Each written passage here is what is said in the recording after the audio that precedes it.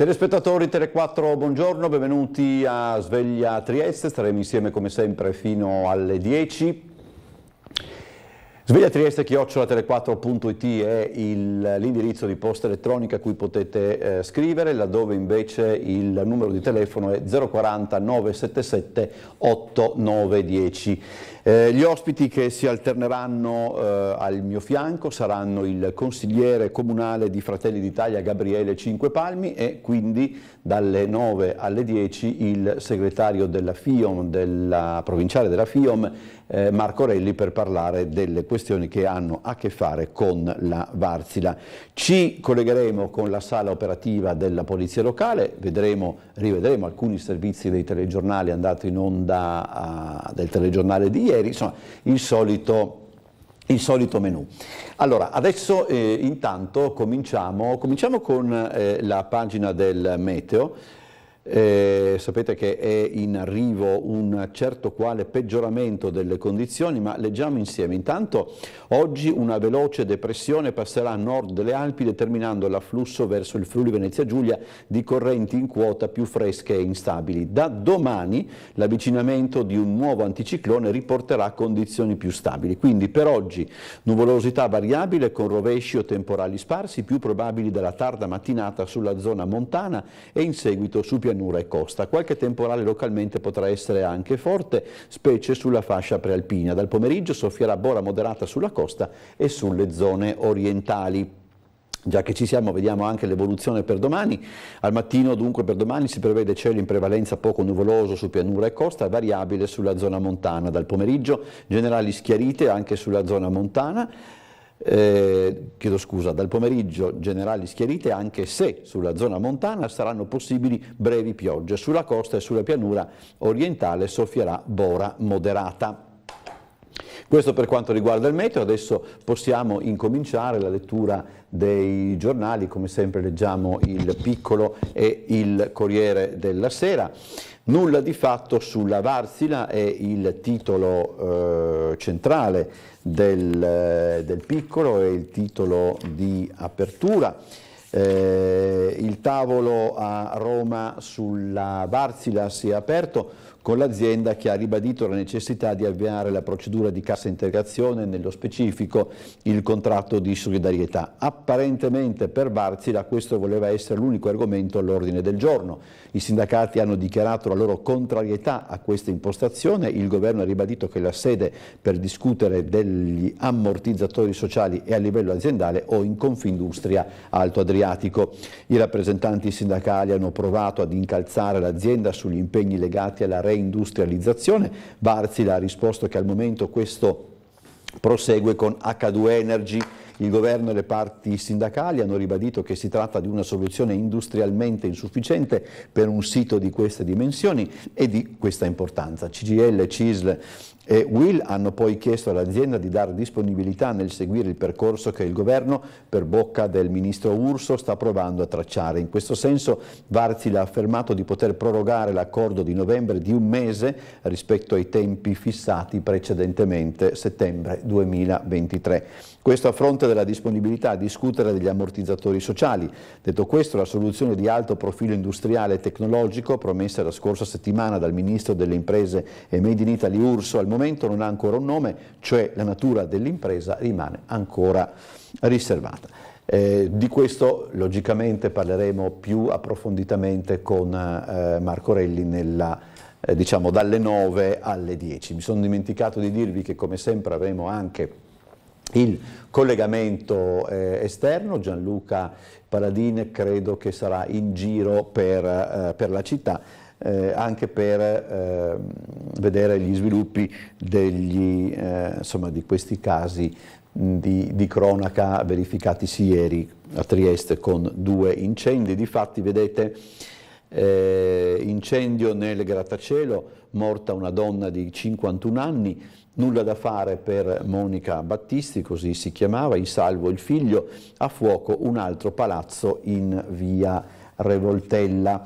Allora, adesso vi facciamo vedere intanto le immagini, chiedo scusa alla regia, facciamo vedere intanto le immagini di quanto accaduto in via Revoltella ieri pomeriggio, insomma nel tardo pomeriggio. 3 persone sono rimaste intossicate in un incendio che è divampato al secondo piano di una palazzina in via Revoltella. La strada è stata chiusa per le operazioni di soccorso dei pompieri da parte della polizia locale attorno alle 18.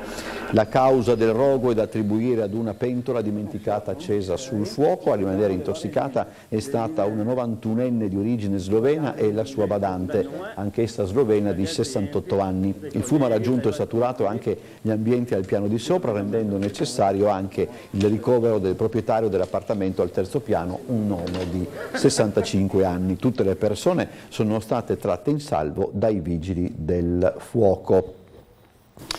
E adesso però dobbiamo occuparci dell'incendio in via di Vittorio 22, come c'è scritto anche insomma, sul piccolo. Una donna di 51 anni è morta nel suo appartamento dal quale si sono sprigionate le fiamme. Il figlio era in casa con lei, è stato salvato dai vigili del fuoco e portato a Cattinara con una grave intossicazione.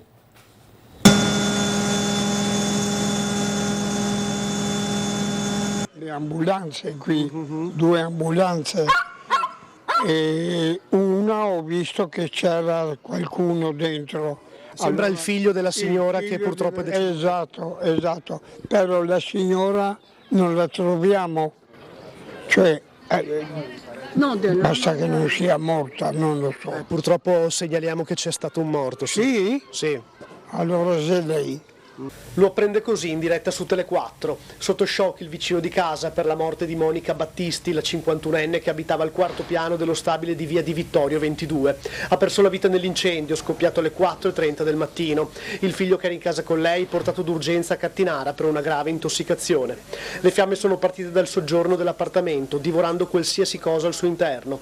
L'ambiente era talmente caldo che i vigili del fuoco hanno visto crollare il soffitto sopra le loro teste quando hanno varcato l'ingresso dell'abitazione per domare le fiamme. I pompieri sono entrati dal portone principale dello stabile e dalla finestra del 4º piano, da dove sono riusciti a trarre in salvo il 33enne che abitava con la madre. Poi la corsa in ospedale. Per la 51enne invece nulla da fare. La mamma. Sì, purtroppo è così, signore. La conosceva? Sì, perché aveva a che fare con i cagnetti per il pelo.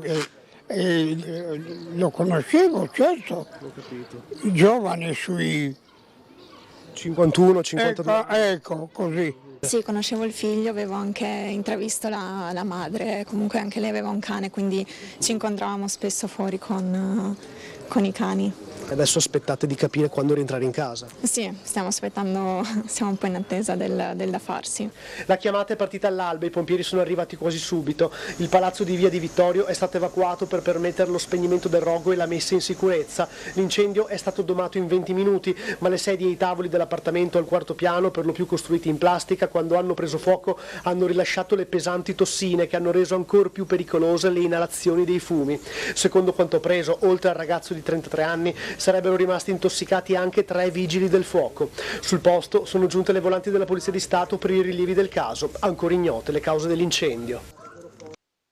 Allora rimaniamo sempre sulla prima pagina del Piccolo, poi dopo vi faremo sentire eventualmente anche le altre testimonianze dei vicini di casa della persona scomparsa in questo incendio in via di Vittorio. Di spalla Cremlino, Putin torna in TV, apre la Wagner, Prigozhin avvistato a Minsk. C'è anche un approfondimento sui fedelissimi del cerchio magico di Putin che si scopre fragile e più diviso. Per quanto riguarda invece la NATO, la crisi convince Stoltenberg a rimanere a capo dell'Alleanza Atlantica. Ancora sanità, la regione vince il concorso, incentivi ai medici in prima linea e poi parte la pulizia di Piazza Libertà, recintata la statua di Sissi. Andiamo al Corriere della Sera. Torna Putin, non ci spaccherete, Washington, noi non siamo coinvolti, telefonata di Biden a Palazzo Chigi, l'esercito ucraino avanza e supera il Dnipro. Putin: avrei soffocato la rivolta, tra i Wagner anche patrioti, Prigozhin non era un golpe.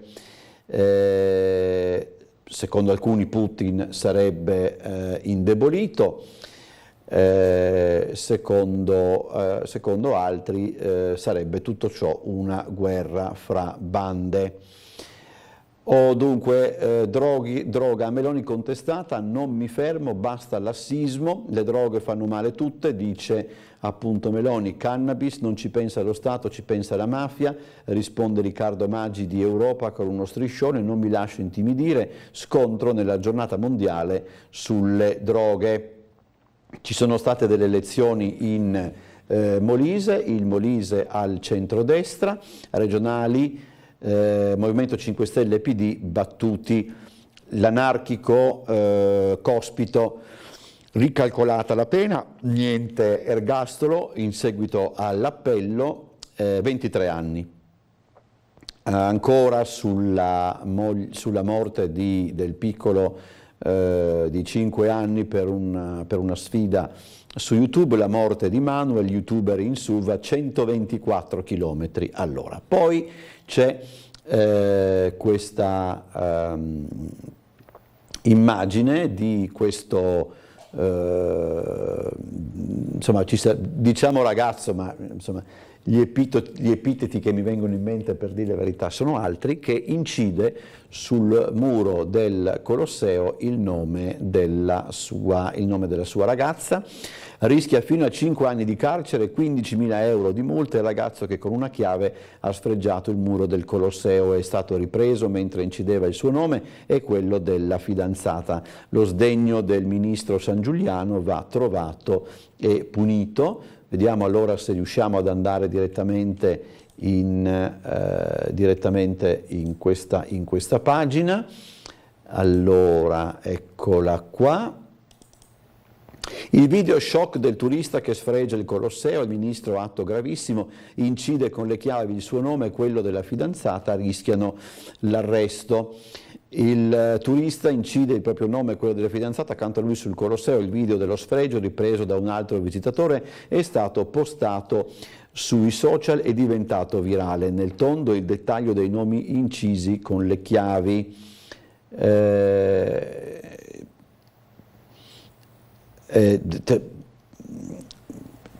Francamente anche però questi che riprendono forse potevano anche dirgli, no? Ciao, guarda, vedi di non fare una stupidaggine di questo genere, però insomma delle volte, come dire, il gusto di riprendere prevale anche sul buon senso. Ci sono purtroppo dei precedenti. La fontana della Barcaccia prima della partita Roma-Feyenoord nel 2015,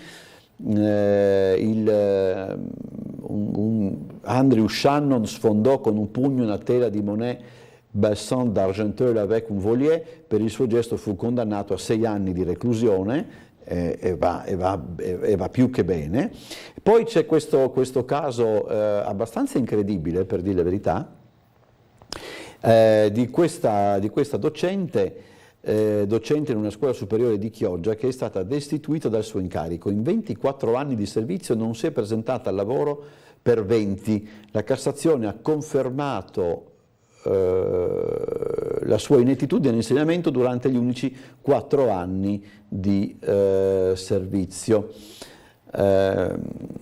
È stata destituita, dice: io assente 20 anni da scuola, falso, ora sono al mare ma lo dimostrerò, e mi pare che anche come insomma è abbastanza divertente, no? Ora sono al mare ma dimostrerò che non mi assentavo da scuola. Vabbè. Allora, torniamo al piccolo e cominciamo a leggere le pagine interne.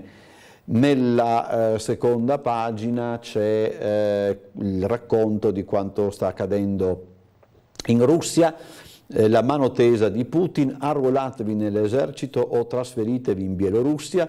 C'è un audio di Prigozhin avvistato a Minsk, appunto in Bielorussia: non volevo fare un golpe, volevo difendermi. Il covo della milizia riapre subito i battenti, lavoriamo ancora a fianco della Russia. Nel quartier generale dei ribelli a San Pietroburgo non si fermano le attività di reclutamento. Il cerchio magico stretto dello zar sempre più diviso, debole e corrotto. Questo è il dato anche abbastanza significativo, ma siccome c'è il collegamento con la sala operativa della Polizia Locale, io cedo la linea a chi è con noi. Buongiorno.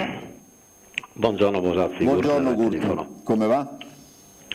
Perfetto, benissimo, super forma. Cosa ci racconta insomma, c'è già qualche, speriamo di no, nel senso è ancora tutto tranquillo, dai? Sì, non abbiamo interventi di rilievo per la cronaca al momento. Voglio far presente che continuano, sono iniziati ieri i divieti in Piazzale del Puglia per l'arrivo del Circo di Vienna, quindi non parcheggiate perché noi continueremo a rimuovere. Piazzale delle Puglie è zona, come si chiama? Chiarbola, sì, ok. Sì. Zona Chiarbola, sotto il vecchio palazzetto, vicino al campo di calcio, per capirsi. Dall'altra parte poi ho visto anche ci sono lavori di potatura sempre in Piazza del Puglia, quindi attenzione, ambedue i piazzali sono interessati da dei divieti. Okay. Ieri sera hanno iniziato i lavori anche di asfaltatura in orario notturno delle vie dell'Istria tra Pestagliozzi e oltre la via Orsara, per capirsi, fino all'altezza della scuola dell'infanzia. Quindi attenzione, anche là ci sono divieti, opereranno appunto in orario serale. Volevo far presente che continuano le attività anche di segnaletica notturna, di rifacimento in zona Rive, Corso Italia, il completamento di Opicina, via Picard, Beirut e Grignano Miramare, e diciamo che per oggi potrebbe bastare al momento.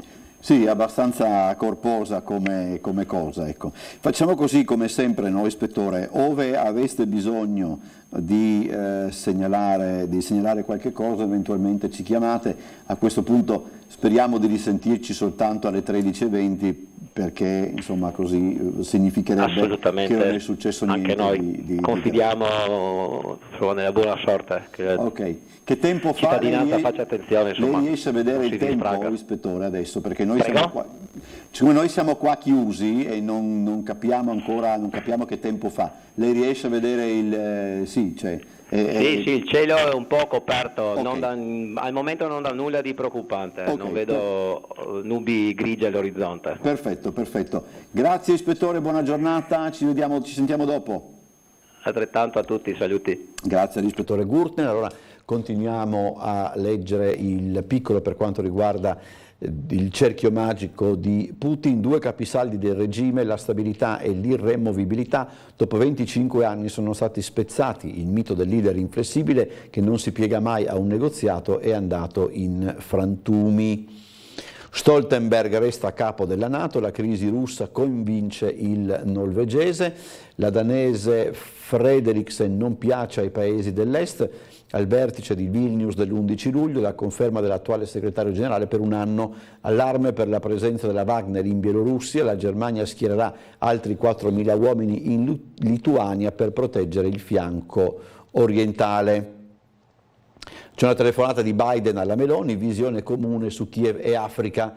La Premier era stata esclusa dai colloqui a 4 di sabato, ieri la festa all'ambasciata statunitense, anche qua c'è una strana contrapposizione in questo occhiello. E questa è la foto del ministro degli esteri con l'ambasciatore statunitense Sean Crowley, che ricordo è arrivato a Roma pochi mesi fa. Stoppa i licenziamenti, Wärtsilä non cede, salta l'intesa sulla cassa, ne parleremo dopo con Relli.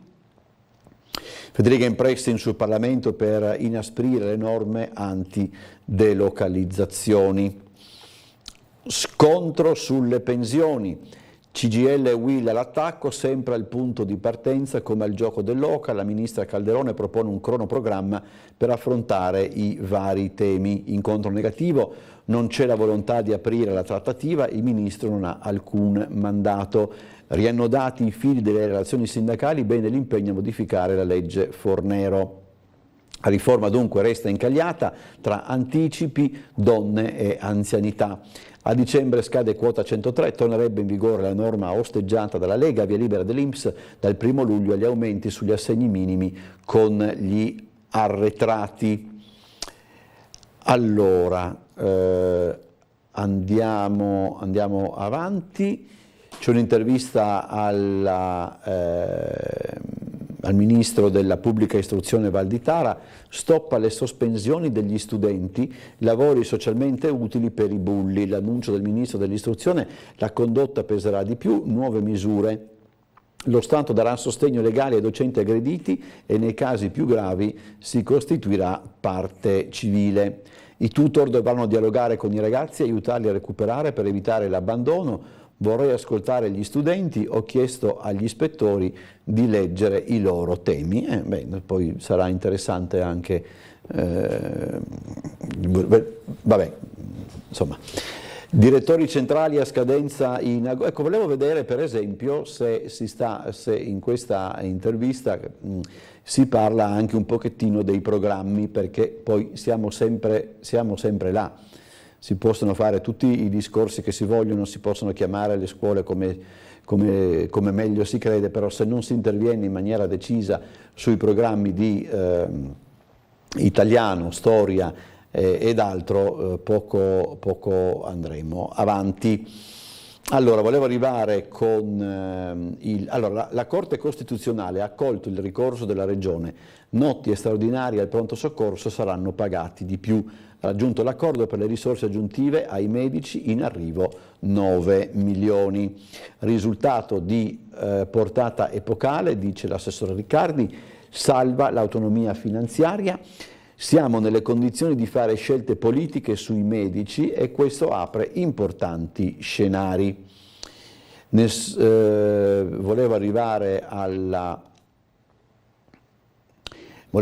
pagina di Trieste prima di tornare un attimo al Corriere. Da settembre 2024 al via la prima corsa del treno diretto da Trieste a Fiume, un progetto pilota per rilanciare il turismo finanziario nell'ambito del bando Interreg Central Europe Sustainable. Ancora da Ben Harper a Stefano Bollani torna la grande musica ad alta quota. È stato presentato il cartellone del No Border Music Festival. Volevo un attimo solo, c'è stato allora cene e scusate, e quindi siamo arrivati alla pagina allora della tragedia in via di Vittorio, magari ce ne torneremo ad occupare più, anzi no, facciamo così, già che ci siamo, abbiamo anche, come vi dicevo, le testimonianze dei vicini di casa della donna perita nell'incendio, ve le facciamo vedere. Solo che in questo stabile mancano del tutto gli allarmi antincendio e sembra che non siano neanche stati ben predisposte gli attacchi dove ci sono le lance delle pompe antincendio. Hanno avuto difficoltà a trovarle, da quello che ho sentito, e quello che sicuramente faremo richiesta è che vengano installati dei rilevatori antifumo e sicuramente l'allarme antincendio sarà una cosa da fare. Sono cose che mancano. Quindi. Assolutamente sì. Lei ha portato in salvo anche i suoi amici animali, tra l'altro sono dei pappagalli questi. Angioletti, sì. Che per fortuna non hanno fatto la fine dei canarini che si usavano nelle miniere, no? Che sentivano il fumo e erano i primi ad andare. È stata una bella fuga stamattina. Poi la cosa più importante è che qua mancano tutti i sistemi di sicurezza, ma porta d'incendio, tutto quanto da anni sollecitato, okay? Io spero che questo vada in onda, non solo... Siamo in diretta infatti. Ecco come ci sentiate e tutto. Il problema è che mi sono svegliato alle 4 per andare a lavorare, un odore acre, apro la finestra, c'erano fiamme su tutti i tre lati della casa e ora siamo in strada senza sapere se possiamo rientrare. Paura, perché uno prendeva di là e diceva no, va via, chiudi. Subito stamattina per le 5:15 ci hanno svegliato. Ci hanno svegliato, abbiamo raccattato le prime cose chiavi dell'auto proprio per lei per poterci muovere e niente, siamo scesi dal 13° piano. All'improvviso è il fuoco. Ha avuto paura? Certo.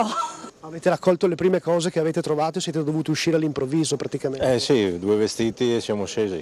Ma com'era la situazione? C'erano fiamme, c'era solo fumo, sentivate l'odore acre e forte? Fiamme, fumo, c'era forte odore, sì. Avete avuto paura? Ma sì, un po' sì, però i pompieri hanno fatto un buon lavoro, quindi...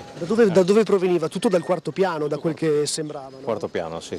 E adesso non sapete quando rientrerete in casa? No, stiamo aspettando che facciano i rilievi e poi ci sapranno dire, insomma. Ci hanno raccontato che mancherebbe l'allarme antincendio, mancherebbero alcune... Mancano un po' di cose, sì, gli idranti, un idrante qua sotto, gli idranti che non funzionano nei piani, le valvole di sicurezza... Insomma, è un stabile da mettere un po' in ordine. Anche gli elevatori di fumo quindi mancano, mi diceva? Sì, non c'è stato nessun allarme. Io mi sono svegliata proprio perché ho sentito gente giù che urlava e le sirene che arrivavano, quindi manca assolutamente. La richiesta, immagino, per l'immediato futuro sarà questa, adoperarsi per metterlo stabile in sicurezza. Assolutamente sicurezza in prima di tutto. C'è purtroppo un'altra notizia. Un ragazzo di Monrupino è morto in seguito alla caduta dalla propria moto, è successo all'1 di questa notte per cause in corso di accertamento da parte della radiomobile di Aurisina. Un 17enne ha perso il controllo della propria moto ed è rovinato sull'asfalto. Inutili i soccorsi tempestivi comunque da parte del personale sanitario inviato sul posto della centrale di Palmanova, trasportato d'urgenza in ospedale, il ragazzo è deceduto al suo arrivo. Insomma, di questo parleremo più approfonditamente anche nelle prossime edizioni dei telegiornali. Insomma, non è una notizia, come potete immaginare, che diamo volentieri. Passiamo adesso al Corriere della Sera.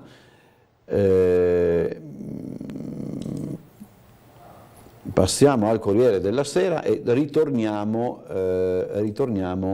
a seguire le pagine. Ci eravamo spostati un po' avanti per la questione del tizio che ha imbrattato il Colosseo. Allora, Putin riappare in TV, non ci spaccherete, potevamo soffocare la rivolta nel sangue, dice Putin, i nostri militari hanno conservato la fedeltà al loro paese, hanno salvato la Russia dalla distruzione. Le accuse, gli organizzatori della rivolta hanno tradito i loro compagni, i neonazisti ucraini volevano il fratricidio. Che è questo? Allora, andiamo ancora avanti.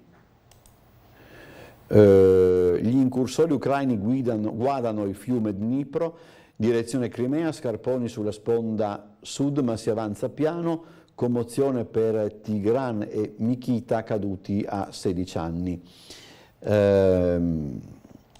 Qui abbiamo Biden a Meloni, sosteniamo Kiev, non siamo coinvolti in quello che è successo, la telefonata con la Premier, ingrandiamo un po'. L'attendismo di Pechino sono affari interni. I media raccontano di Xi preoccupato per i panda. Allora, andiamo ancora avanti. L'ex consigliere come uscire con una forte spinta militare, l'uso dell'atomica tattica non è escluso, dice il falco Sergei Markov. Lo zar è apparso debole ma non capitolerà. Oligarchi e nemici spariti, delitti russi senza colpevoli, insomma tutto quello che poi ruota attorno a quello che è accaduto. Fazzolari, il sottosegretario di Palazzo Chigi, Russia come la Libia post-Gheddafi, la guerra serve l'ONU, il sottosegretario di Palazzo Chigi, noi con l'Ucraina va sostenuta con ancora più determinazione. Non si capisce, al di là poi di tutto quanto non si capisce come mai per esempio una realtà come l'Unione Europea non pensi nemmeno di intavolare qualche trattativa. Insomma, questo è veramente più che preoccupante e questo è un segnale di debolezza. Invece adesso abbiamo un segnale che ci dice che dobbiamo andare in pubblicità.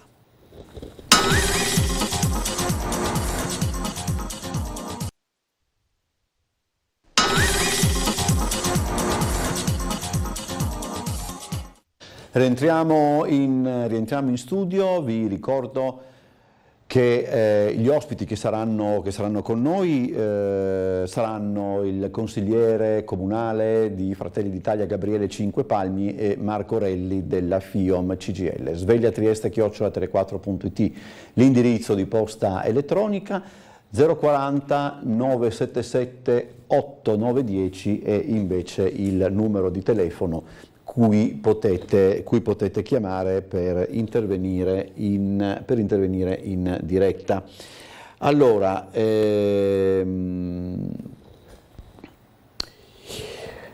dunque, adesso ci occupiamo di un'altra questione e riguarda il rudere dell'ex distilleria Stock di Portovecchio, diventato un dormitorio per senza tetti e migranti, fatto che preoccupa i gestori degli stabilimenti balneari adiacenti, il Kral e quello del Ferroviario. Il questore di Trieste Ostuni e il sindaco di Piazza si sono impegnati ad intervenire. Vediamo allora il servizio che è andato in onda ieri. Eccoci all'interno di uno dei magazzini della ex distilleria Stock qui in Portovecchio, nelle adiacenze del bagno del Kral e del Ferroviario, dove evidentemente molti senza tetto hanno trovato casa. Sì, ma capisci anche noi, le ragazze hanno paura. Non dico te, però le ragazze hanno paura. Il giorno dopo il reportage di Tele4 sul dormitorio per senza tetto e migranti accanto agli stabilimenti balneari Kral e Ferroviario, che preoccupa i gestori degli spazi a mare e gli stessi bagnanti, il questore di Trieste Pietro Stuni è intervenuto ai nostri microfoni promettendo un monitoraggio puntuale della zona che, nel TG domenicale, abbiamo documentato entrando nel rudere dell'ex distilleria Stock di Portovecchio. Ma noi andremo a verificare questa segnalazione perché sapete tutti che il numero dei migranti e gli arrivi sono aumentati, il prefetto lo dice spesso e volentieri durante gli incontri che fa con la stampa. Andremo a verificare questa situazione che lei mi sta descrivendo e vedremo di che cosa si tratta. Il titolare del bar-ristorante David Cresi, che aveva attribuito ai fruitori della palazzina abbandonata alcuni furti nel proprio locale adiacente, questa mattina ci ha informato che, nottetempo, ha subito una nuova intrusione. Scavalcata la cancellata, esattamente come nell'occasione di mercoledì scorso, documentata dalla telecamera di sorveglianza, un uomo ha portato via attrezzatura e bibite, spostando ancora una volta l'apparecchiatura che lo stava riprendendo. Insomma, una prassi continua, quella subita dallo stabilimento dell'ente Porto.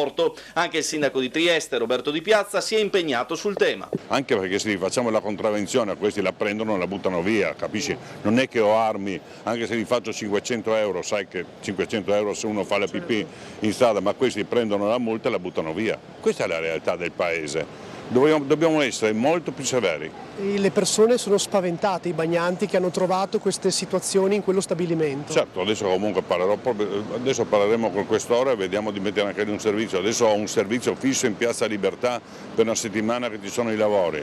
Il problema è che anche certe associazioni, avrei qualcosa da dire su certe associazioni che li fanno giocare a pallone, sembra che sia tutto idilliaco. Ma di che cosa stiamo parlando?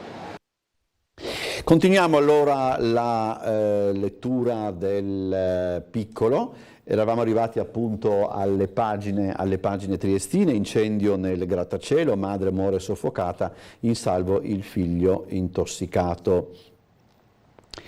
Fiamme in una casa di via Revoltella, salvi un anziano e la sua badante. 20 le persone evacuate dai vigili del fuoco, 3 in ospedale per accertamenti, nessuna è grave. Villaggio Green Sisam, addio alla concessione dei 5 edifici, voto quasi unanime a parte il no di Rossi, il cui intervento genera scintille con Pasino, omogenitorialità, tensione su una mozione di Richetti. Respinta, vediamo se riusciamo dunque, no, non riesco a trovarla. Allora, intervento di pulizia in Piazza Libertà, recintata la statua dedicata a Sissi. Immondizie e bisogni, la situazione peggiora, servono i VC chimici. Troppi migranti per strada, aiutiamoli. Le parole del Vescovo Trevisi a margine della presentazione del report sul sistema che nel 2022 ha accolto 5.112 persone. Allora, occupiamoci di questo, è un appuntamento tradizionale quello del report sull'accoglienza. Vediamo il servizio. No? Operazione Repulisti al via in Piazza Libertà. Dovrebbe esserci il servizio Migranti Caritas. Vediamo se lo troviamo. Eccolo, può partire.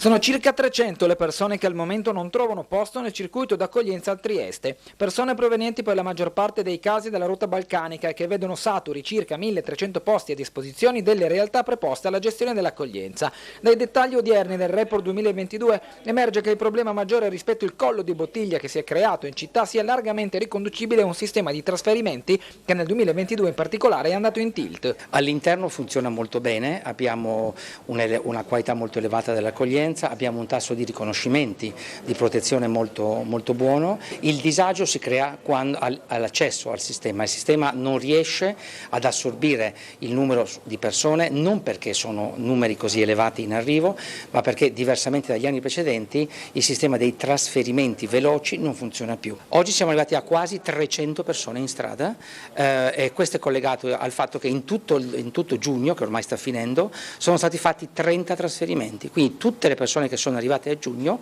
sono state abbandonate. No all'hotspot, dice Schiavone, anche perché è struttura concepita come blindata. Il ragionamento andrebbe fatto su un luogo di transito più snello. Nell'anno scorso inoltre è stata vissuta anche la dinamica dei profughi dall'Ucraina. Abbiamo avuto circa 530 accoglimenti e tutto il sistema, compreso la Fondazione Lucchetta, cioè il sistema dell'accoglienza più la Fondazione Lucchetta, che rappresentano, come vedete, circa il 10%. Certo, questo ha significato un maggior numero di donne, un maggior numero di minori e questo è un dato positivo, diciamo così, in questo senso.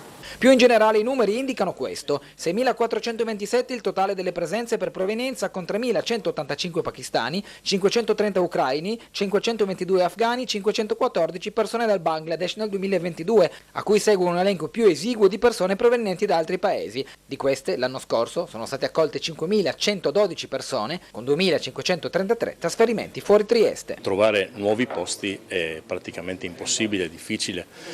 Il flusso alto è dovuto alla posizione geografica di Trieste, all'apertura sulla rotta balcanica, al transito. Infatti i numeri generali sono numeri di un forte transito che ci mostrano anche che tante persone, alcuni non riescono a fermarsi a Trieste, altri, come più facile che sia, non hanno nessuna intenzione di fermarsi nella nostra città.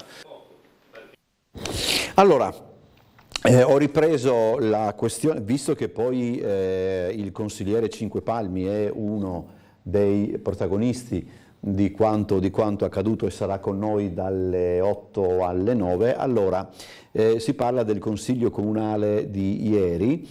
La bagarre è scoppiata nel momento in cui la consigliera del Movimento 5 Stelle Richetti, nell'affrontare la mozione della tutela dei neonati nelle registrazioni in anagrafe anche senza il Green Pass, ha chiesto di emendarla affrontando il tema della tutela dei minori figli di coppie omogenitoriali. Angela Brandi si è scagliata contro la Richetti accusandola di far passare surrettiziamente una nuova mozione con la scusa dell'emendamento ad una ormai superata. contestazioni anche da parte di Massimo Codarini e Gabriele Cinquepalmi di Fratelli d'Italia, alle quali ha fatto seguito una mozione d'ordine. Non avete il coraggio di affrontare un tema di questo tipo? Questa è la risposta della Richetti. La biologia non limita quello che è il ruolo del genitore. Secondo la terza, questa mozione avrebbe dovuto avere carattere d'urgenza e come tale andava ridiscussa. Sentiremo poi appunto Cinquepalmi che, ripeto, sarà con noi. Da Trieste a Duino a Aurizina 3 iniziative per celebrare i 20 anni del polo cardiologico. Prevenzione ed informazione al centro degli appuntamenti in agenda, il direttore Sinagra, la nostra attività è servizio. Ancora scendiamo, qui siamo in territorio, un parcheggio per le auto e le corriere dei turisti nell'area ex Agip a Duino, e poi andiamo appunto alle lettere e alla pagina della cultura. Torniamo a questo punto al Corriere della Sera. Meloni, droghe basta con il lassismo sulla cannabis, scontro alla Camera, botta e risposta con più Europa, la Premier accusa, in TV serie pro spacciatori e film anti-muccioli. Se si riferisce all'inchiesta di Netflix, che sia proprio contro Muccioli, non è, almeno a me non l'ho vista in questo senso. La Premier Meloni è stata diretta, decisa, le droghe fanno male tutte, non c'è differenza, è stato allora che Riccardo Maggi, più Europa, è saltato in piedi con un cartello, cannabis, se non ci pensa lo Stato ci pensa la mafia. Un blitz nella saletta della Camera dove si svolgeva il convegno sulle droghe. Meloni, non mi farò intimidire, so esattamente cosa sto facendo, è finita la stagione dell'indifferenza, del lassismo, del disinteresse. E ancora rivolta a Maggi, lei dovrebbe ricordarsi che grazie alle politiche che avete fatto, se ci siamo ridotti così, guardi questi ragazzi. Avete organizzato per anni convegni che nessuno si è mai permesso di bloccare, dovete accettare che c'è un altro governo eletto dagli italiani per fare esattamente quello che stiamo facendo. Il ponte, i codici, la sintonia con gli alleati, la strategia per risalire del nuovo Salvini, questo è un altro argomento. Poi penso che ci sia, adesso dovrebbe esserci un servizio, eccolo qua, sulle regionali in Molise, vittoria del centrodestra, alleanza PD Movimento 5 Stelle fallisce il test. 63% per il candidato del centrodestra, 35,2% per quello, diciamo così, delle sinistre. Commissario in corsa Figliuolo e Bertolaso per l'Emilia Romagna. Per quanto riguarda il centrosinistra c'è l'analisi, tracollo del movimento, Conte finisce nel mirino, Dem in calo divisi sull'intesa, Maschlein tira dritto. Paragone il decreto lavoro al motto di Auschwitz. Quando leggo decreto lavoro mi viene da pensare alla frase "il lavoro rende liberi", una crudeltà mentale, così Susanna Cherchi del Movimento 5 Stelle durante la discussione generale sul decreto lavoro. Un paragone che ha suscitato vivaci proteste. Cherchi si è successivamente scusata: chi conosce me e la mia storia sa che non era mia intenzione offendere la sensibilità di alcuno, ed è un copione che abbiamo già sentito, questo tipo di intervento. Allora, chiarimento in aula di Santanchè, nella maggioranza c'è chi frena, dubbi di Fratelli d'Italia, anche nella Lega, sull'opportunità la ministra potrebbe parlare giovedì. Allora, la Procura di Milano, questo è il caso, nel novembre 2022 ha aperto un'inchiesta con l'ipotesi di falso in bilancio sulla Visibilia Editore, di cui è stata presidente la ministra del Turismo. Lo scorso lunedì Report ha mandato in onda un servizio sulle ex società di Santanchè con accuse pesanti, bilanci in rosso, lavoratori mandati a casa senza liquidazione, ditte strozzate da forniture non pagate. Le opposizioni e anche gli alleati di Lega e Forza Italia hanno chiesto alla Ministra del Turismo di chiarire in aula. Lei non vedo l'ora di essere sui banchi del Senato, spiegherò punto per punto. Intanto la campagna turistica, quella Open to Meraviglia, tornerà anche in inverno e la Venere di Botticelli sarà sempre la nostra virtual influencer, ma in versione invernale, la vedete con gli sci e in 3 dimensioni. Testamento Berlusconi, scelte per la continuità nella guida delle aziende, le quote per l'assetto in Fininvest, Fascina potrà restare ad Arcore. Mitsotakis giura, pronto il governo, avrà molte sfide, l'incognita dell'ultradestra, 3 partiti in Parlamento, stiamo parlando dell'esito delle elezioni in Grecia. Andiamo ancora avanti, l'italiana che a Harvard insegnava l'onestà, sospesa per i dati fasulli. Allora, vediamo di capire, è davvero sufficiente contare fino a 10 prima di mettersi ai fornelli per decidersi a cucinare piatti più sani?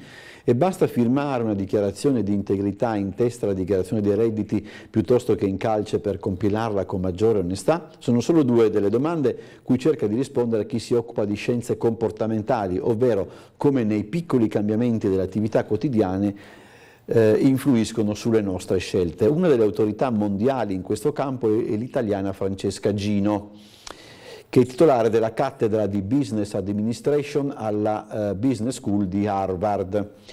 Oggetto di ricerca di uno di questi articoli è l'onestà nei rapporti con il fisco. I dati citati nello studio pubblicato dall'autorevole rivista Proceedings of the National Academy of Science dimostrerebbero che spostare dalla fine all'inizio dei moduli per il calcolo delle tasse e la dichiarazione della propria onestà spinge chi riempie ad essere più corretto. Ora, un decennio più tardi, si scopre che quei dati sono fasulli. La segnalazione è arrivata proprio dall'Ateneo statunitense che ha avvertito dell'anomalia il professor Max Bazerman, uno dei coautori dell'articolo. E ci hanno messo 10 anni per... vabbè, insomma, sono cose... vabbè. Cospito evita l'ergastolo, condanna a 23 anni e pugno alzato, Torino pesa la lieve entità, le bombe non ferirono i carabinieri, un'altra istanza sul 41 bis. Ancora su quanto accaduto a Roma, il SUV correva a 124 all'ora, noi in auto con Di Pietro gli dicevamo di rallentare, questo raccontano gli altri youtuber. Allora c'è una mail, casomai poi la faremo... la leggeremo anche a Cinque Palmi, anzi la leggiamo direttamente dopo a Cinque Palmi e intanto andiamo avanti con il Corriere della Sera. Il video che abbiamo visto anche la pagina successiva. C'è un'intervista con la moglie di Vittorio Feltri, che appena ha compiuto 80 anni hanno intervistato la moglie. A volte ho pensato anche di lasciarlo, non l'ho fatto per non allontanarlo dai suoi figli. In Italia il record di longevità, ma un giovane su 10 lascia gli studi. Il dossier Istat, Trento è dove si vive di più, primi in Europa per numero di macchine. I dati, la speranza di vita, qui io non so leggere i dati, abbiate paura. Abbiate pazienza. Elogio e virtù del pane fresco è uno degli alimenti sani che può abbattere i casi di cancro. L'oncologo Schitulli va tracciata la provenienza delle farine. Abbiamo parlato proprio di pane in uno dei collegamenti la scorsa settimana. Allora, ora vivo tra i vigneti con 130 cavalli, le api e un gregge di pecore. La seconda vita di Ferruccio Ferragamo, a 10 anni papà mi faceva inchiodare le casse con le scarpe per le star. Da piccolo raccontavo agli amici di Audrey Hepburn, mi credettero quando videro le foto. Ferruccio Ferragamo, fino all'anno scorso ha guidato il gruppo Salvatore Ferragamo, ora è presidente della holding che possiede la maggioranza dell'azienda, gestisce la tenuta del Borro nell'Aretino, 70 ettari di vigneti nei quali si producono grandi rossi come l'Alessandro dal Borro, il Petruna e il Polisena. Insomma, non è che vive male, perché dopo sembra che faccia il contadino. Allora, il bambino di Nuovo Cinema Paradiso, la diagnosi di retinite pigmentosa, ho rischiato di perdere la vista, ne parlo per aiutare chi affronta la malattia. Totò Cascio, durante una presentazione del libro La gloria e la prova, che è memoir cinematografico e racconto di formazione e rinascita dopo la malattia. La mia vita, la lezione del film, guardo con gli occhi del cuore. Insomma, è una bella notizia anche che il ragazzo, perché rimane per tutti il ragazzo di Nuovo Cinema Paradiso, ma insomma è bello sapere che insomma, si sia ripreso da questa malattia. Siamo entrati nella zona del Corriere della Sera delle buone notizie. Andiamo un attimo avanti, vediamo ancora se riusciamo ad andare alla pagina di cultura e di cultura e spettacoli, vediamo di che cosa si... Allora, eccola qua, no, questo è interessante. Allora, Tribunale dei brevetti, a Milano si deciderà su moda e alimentare, scelta come sede della terza sezione europea, Sangalli Confcommercio, un bel risultato. E ancora, proseguiamo.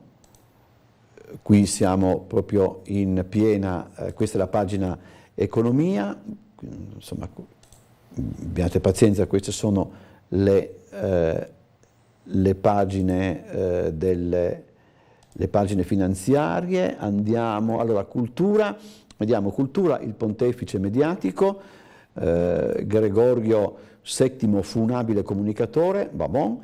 E andiamo invece agli spettacoli, figuriamoci, Piero Bon il trasformista, sono diventato Papa Pio IX per Bellocchio ed Annunzio per Martone, spaziare è una forza. Piero Bon è uno degli attori più interessanti della nuova generazione, è uno di quelli appunto dei quali non ti ricordi, ma è uno veramente incisivo. Berlinguer contro Belve, polemiche, la giornalista irritata per la collocazione, in Rai rientra Balivo, Ranucci prende il posto di Fazio. Sapete che c'è un nuovo risico per quanto riguarda la televisione dopo la questione che riguarda appunto Fazio, eccetera. Allora, invece, indipendentemente anche su questo, interviene Aldo Grasso, dice: si finisce sempre per rimpiangere quello che non c'è più, come se il presente non fosse mai all'altezza del passato. Domenica Lucia Annunziata si è comatata dal pubblico. Non è un mistero che non abbia mai amato la TV di Annunziata, scrive Grasso, troppo ideologica, troppo indisponente, non mi piace il suo stile di scrittura e di esposizione, non mi piace quel suo essere costantemente di lotta e di governo. Dopo la presidenza è rimasta in Rai con un programma mezz'ora in più e non mi è parsa una cosa molto elegante. È direttrice responsabile di Aspegna, la rivista di Aspen Institute Italia, e per un certo periodo ha anche diretto una rivista dell'ENI e l'Huffington Post Italia. Ha litigato ferocemente con Berlusconi, con Michele Santoro, con Renato Brunetta, con Romano Prodi, segno di carattere, in un momento in cui molti conduttori TV dimostrano di averne poco. Le avevano rinnovato il programma, ma non se le sentiva di essere una giornalista per tutte le stagioni, e questo le fa onore. Per squallidi motivi di audience e per accontentare tutti, ci sono conduttori che invitano presunti analisti, portatori di tesi aberranti ma buoni per la rissa televisiva. Lei non l'ha mai fatto, sugli argomenti affrontati ha sempre dimostrato preparazione. Finirà che dovrò utilmente rimpiangere Lucia Annunziata. Questo scrive Aldo Grasso. Andiamo a vedere anche la pagina di spettacolo del Piccolo. Intanto torna il festival a Prodi e mette a nudo i sentimenti tra film, teatro e musica. L'appuntamento è per la prossima settimana. Andiamo avanti.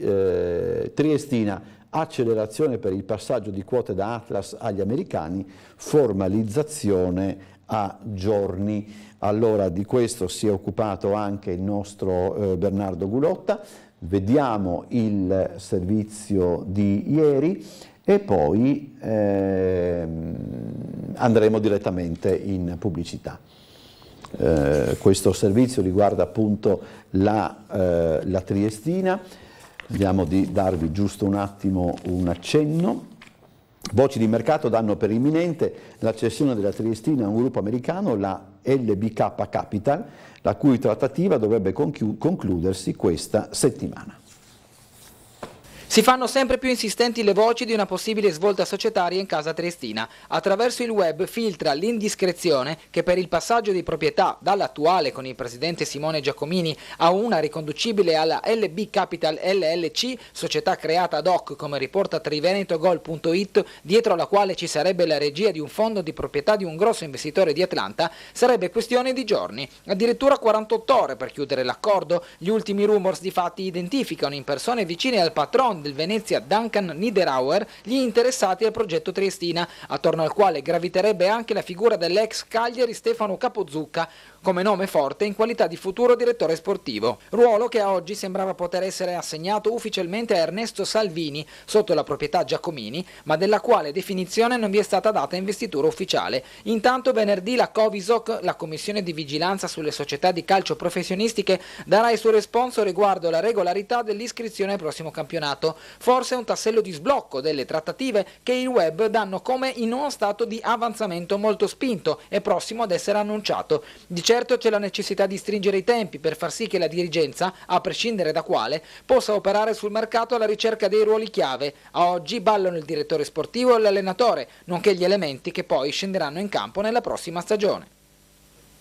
Possiamo dunque andare in pubblicità, poi sarà con noi per un'ora Gabriele Cinquepalmi, consigliere comunale di Fratelli d'Italia.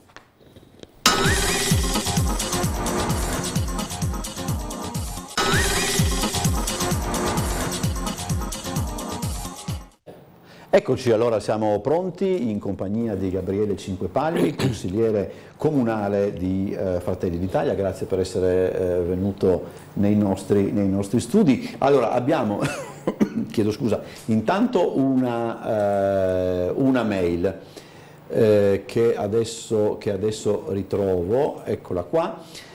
Allora, si sono tolti i servizi pubblici, insomma i gabinetti in Barriera, in Marina, all'Anagrafe, tutti i vespasiani esistenti in città non esistono nei giardini, nemmeno in alcuni cimiteri che per legge ci dovrebbero essere. È inutile che il sindaco si lamenta che i migranti, i loro bisogni si sa che sbagliano, ma se non si danno dei servizi la città diventa un cesso, chiedo scusa, se non lo è già. Stavolta ho letto tutto. Credo che ci si riferisce anche alla questione dei Piazza Libertà, però chiedo scusa, siccome vedo Gianluca Paladini collegato con noi, presumo, perché mi hanno detto prima da via dove è successo l'incendio ieri sera in via Revoltella, allora vediamo se è proprio là. Buongiorno Gianluca. Buongiorno Umberto, a te, ai telespettatori.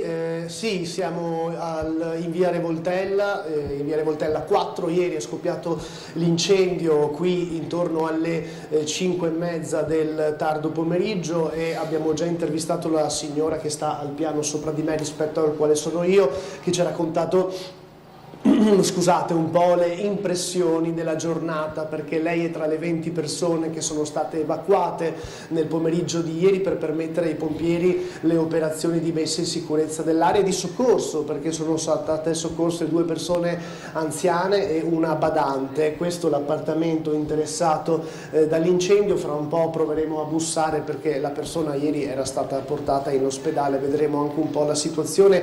Dicevo, abbiamo intervistato la persona al piano sopra che immediatamente vive sopra con l'appartamento interessato dalle fiamme, che ci ha raccontato i momenti concitati che ha vissuto, quindi panico, paura e poi via fuori dallo stabile per permettere ai pompieri di lavorare. Tanto fumo, odore acre di fumo ancora presente qui dove c'è stato l'incendio e quindi insomma l'incendio che è immediatamente successivo, 2 incendi nella giornata di ieri, perché poi abbiamo raccontato molto bene ieri mattina in diretta a Sveglia Trieste quello che è capitato in via di Vittorio, dove una donna purtroppo ha perso la vita, e nel pomeriggio un altro incendio qui in via Revoltella 4, dove le persone sono state completamente evacuate dallo stabile. Siamo dentro il condominio, abbiamo già intervistato una persona, poi al telegiornale delle 13:20 di Tele4 vi faremo sentire la sua testimonianza. Umberto, io continuo a vedere un po' se mi rispondono ai campanelli e alla porta, magari se la regia butta anche un occhio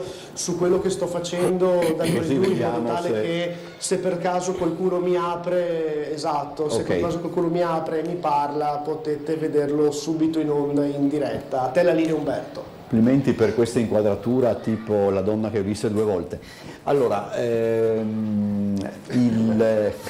dicevamo appunto della questione di Piazza della Libertà. Sì, no, si è arrivati prego. Come mail è interessante, anzi io mi auguro che questa signora che l'abbia mandata renda disponibili i propri servizi igienici di casa a tutti i migranti clandestini che arrivano, così possono usufruire dei bagni, del bidet, della doccia e quant'altro, siccome ha a cuore questa situazione.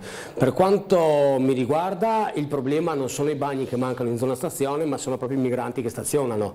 Ecco, quindi la scelta che ora ha avuto l'assessore per la piazza è una cosa che trova il mio pieno appoggio, bisogna ripulirla, bisogna recintare dove che appunto queste persone, se così si può dire, lordavano i monumenti, lordavano le aiuole. Per il mio pensiero bisognerebbe addirittura togliere le panchine, perché io farei in modo che proprio nessuno più stia fermo là in zona.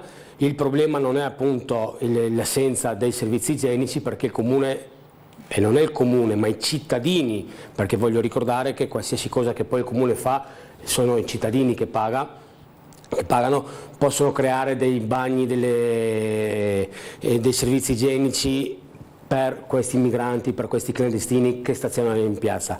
Chi ha il diritto di stare qua, chi magari è sotto e viene aiutato dall'ICS, dal dottor Schiavone, io credo che il dottor Schiavone può mettere a servizio, siccome anche in cassa, può mettere anche a disposizione dei servizi igienici, può parlare con le varie ditte che portano quei vici chimici, cioè qualcuno in cassa su di loro, perché io comune, perché io cittadino devo pagare per qualcuno che poi non fa il suo dovere.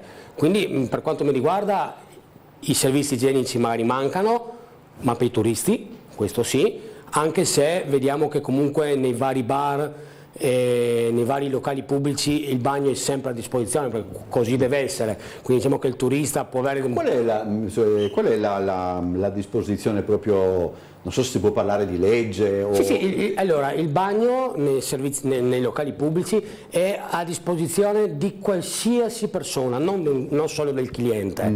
Ecco, quindi qualsiasi persona entra nel mio locale, insomma in qualsiasi locale, può usufruire dei servizi igienici, quindi diciamo che a Trieste bar e farmacie proprio non mancano. Ecco, quindi proprio il problema può essere magari la domenica mattina che vari locali sono chiusi, ecco, dopo si era pensato di mettere anche dei vici chimici in giro per la città, ma il problema dei vici chimici quali sono?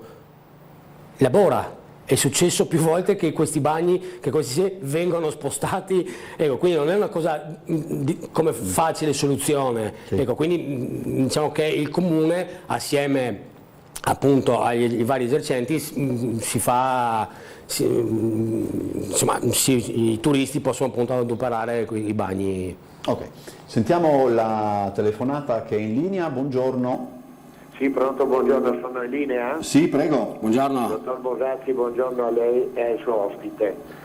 Volevo telefonare in riferimento ai due ospiti che c'erano ieri perché non sono riuscito a intervenire. C'era prima il Presidente Panteca, il Presidente del Consiglio Comunale, e poi c'era la Senatrice Roig. Gli argomenti vertevano anche e soprattutto sull'allegato ottavo e sull'extradoganalità. Adesso è da rimanere basiti per come queste persone nascondono tutto il resto. Non fa onore né a loro né a nessuno. Approfittano purtroppo della, diciamo, un po' addormentamento della popolazione. Perché l'allegato ottavo ha una madre e un padre che si chiama Trattato di Pace, che è legge della Repubblica Italiana. Il territorio libero è uno Stato costituito con la 16ª risoluzione dell'ONU il 10 febbraio 1947 ed è nato il 15 settembre del 1947, è nella legge e nella Costituzione italiana. Adesso tutti quelli che giurano di essere fedeli alla Repubblica Italiana lo sono fedeli mentendo e non raccontando la verità e tartassando i cittadini di un altro Stato dove sono solamente gli amministratori. Non è giusto questo, non è una bella immagine dell'amministrazione italiana purtroppo. Un paese meraviglioso e tratta così un altro paese solamente amministrato. No, non va bene questo. Speriamo che qualcuno abbia la coscienza e l'onore di dire la verità. Grazie e buongiorno. Allora, buongiorno, mail. Colgo la possibilità per segnalare il fatto che i ginepri posizionati in zona Fontana Barcola stanno morendo soffocati in quanto ricoperti totalmente da edere. Questa è una segnalazione e poi ce n'era un'altra e qui un attimo che c'è Paladin, volevo capire se è pronto per collegarsi o meno, non mi sembra ancora.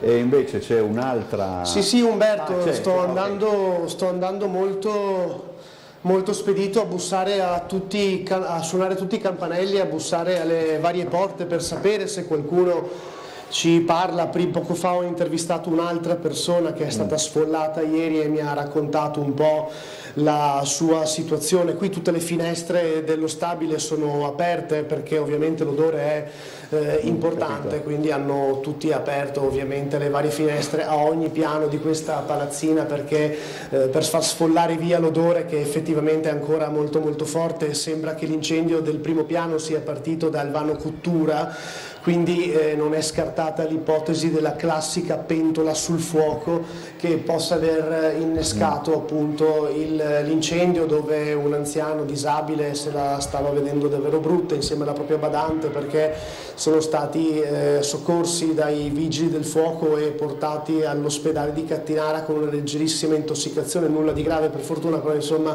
tutto sommato le cure del caso erano d'obbligo, così come un'altra persona che è stata portata dentro l'ospedale per essere curata. Ovviamente essendo le 8 di mattina mi sento anche un po' a disagio, Umberto, a bussare alle porte e a suonare i campanelli delle persone. Non ti nascondo che non so cosa faresti anche tu se ti suonassero alle 8 di mattina.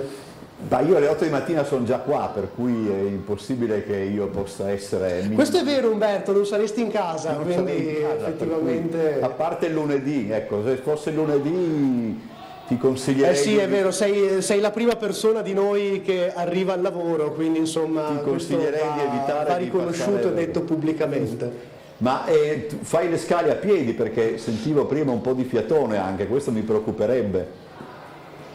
Sì, faccio le scale a piedi perché andiamo proprio di piano in piano cercando di capire se qualcuno ci parla. Poi ovviamente l'incendio ha interessato il primo piano di questa palazzina, solo che tutti gli inquilini sono stati sfollati, circa 20 persone, cioè coloro che erano presenti in casa ieri.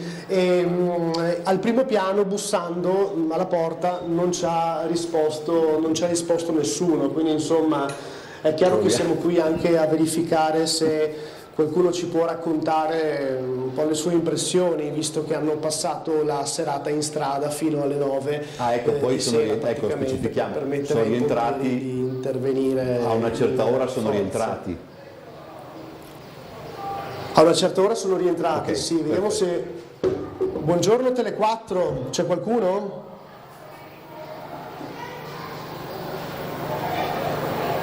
Non risponde nessuno, Umberto, allora facciamo così. Ma gente, io sento, non ci sarà qualcuno. Vi faccio vedere, fra poco vi manderò l'intervista che ho fatto all'inquilina del secondo piano che abita proprio sopra l'appartamento interessato dalle fiamme.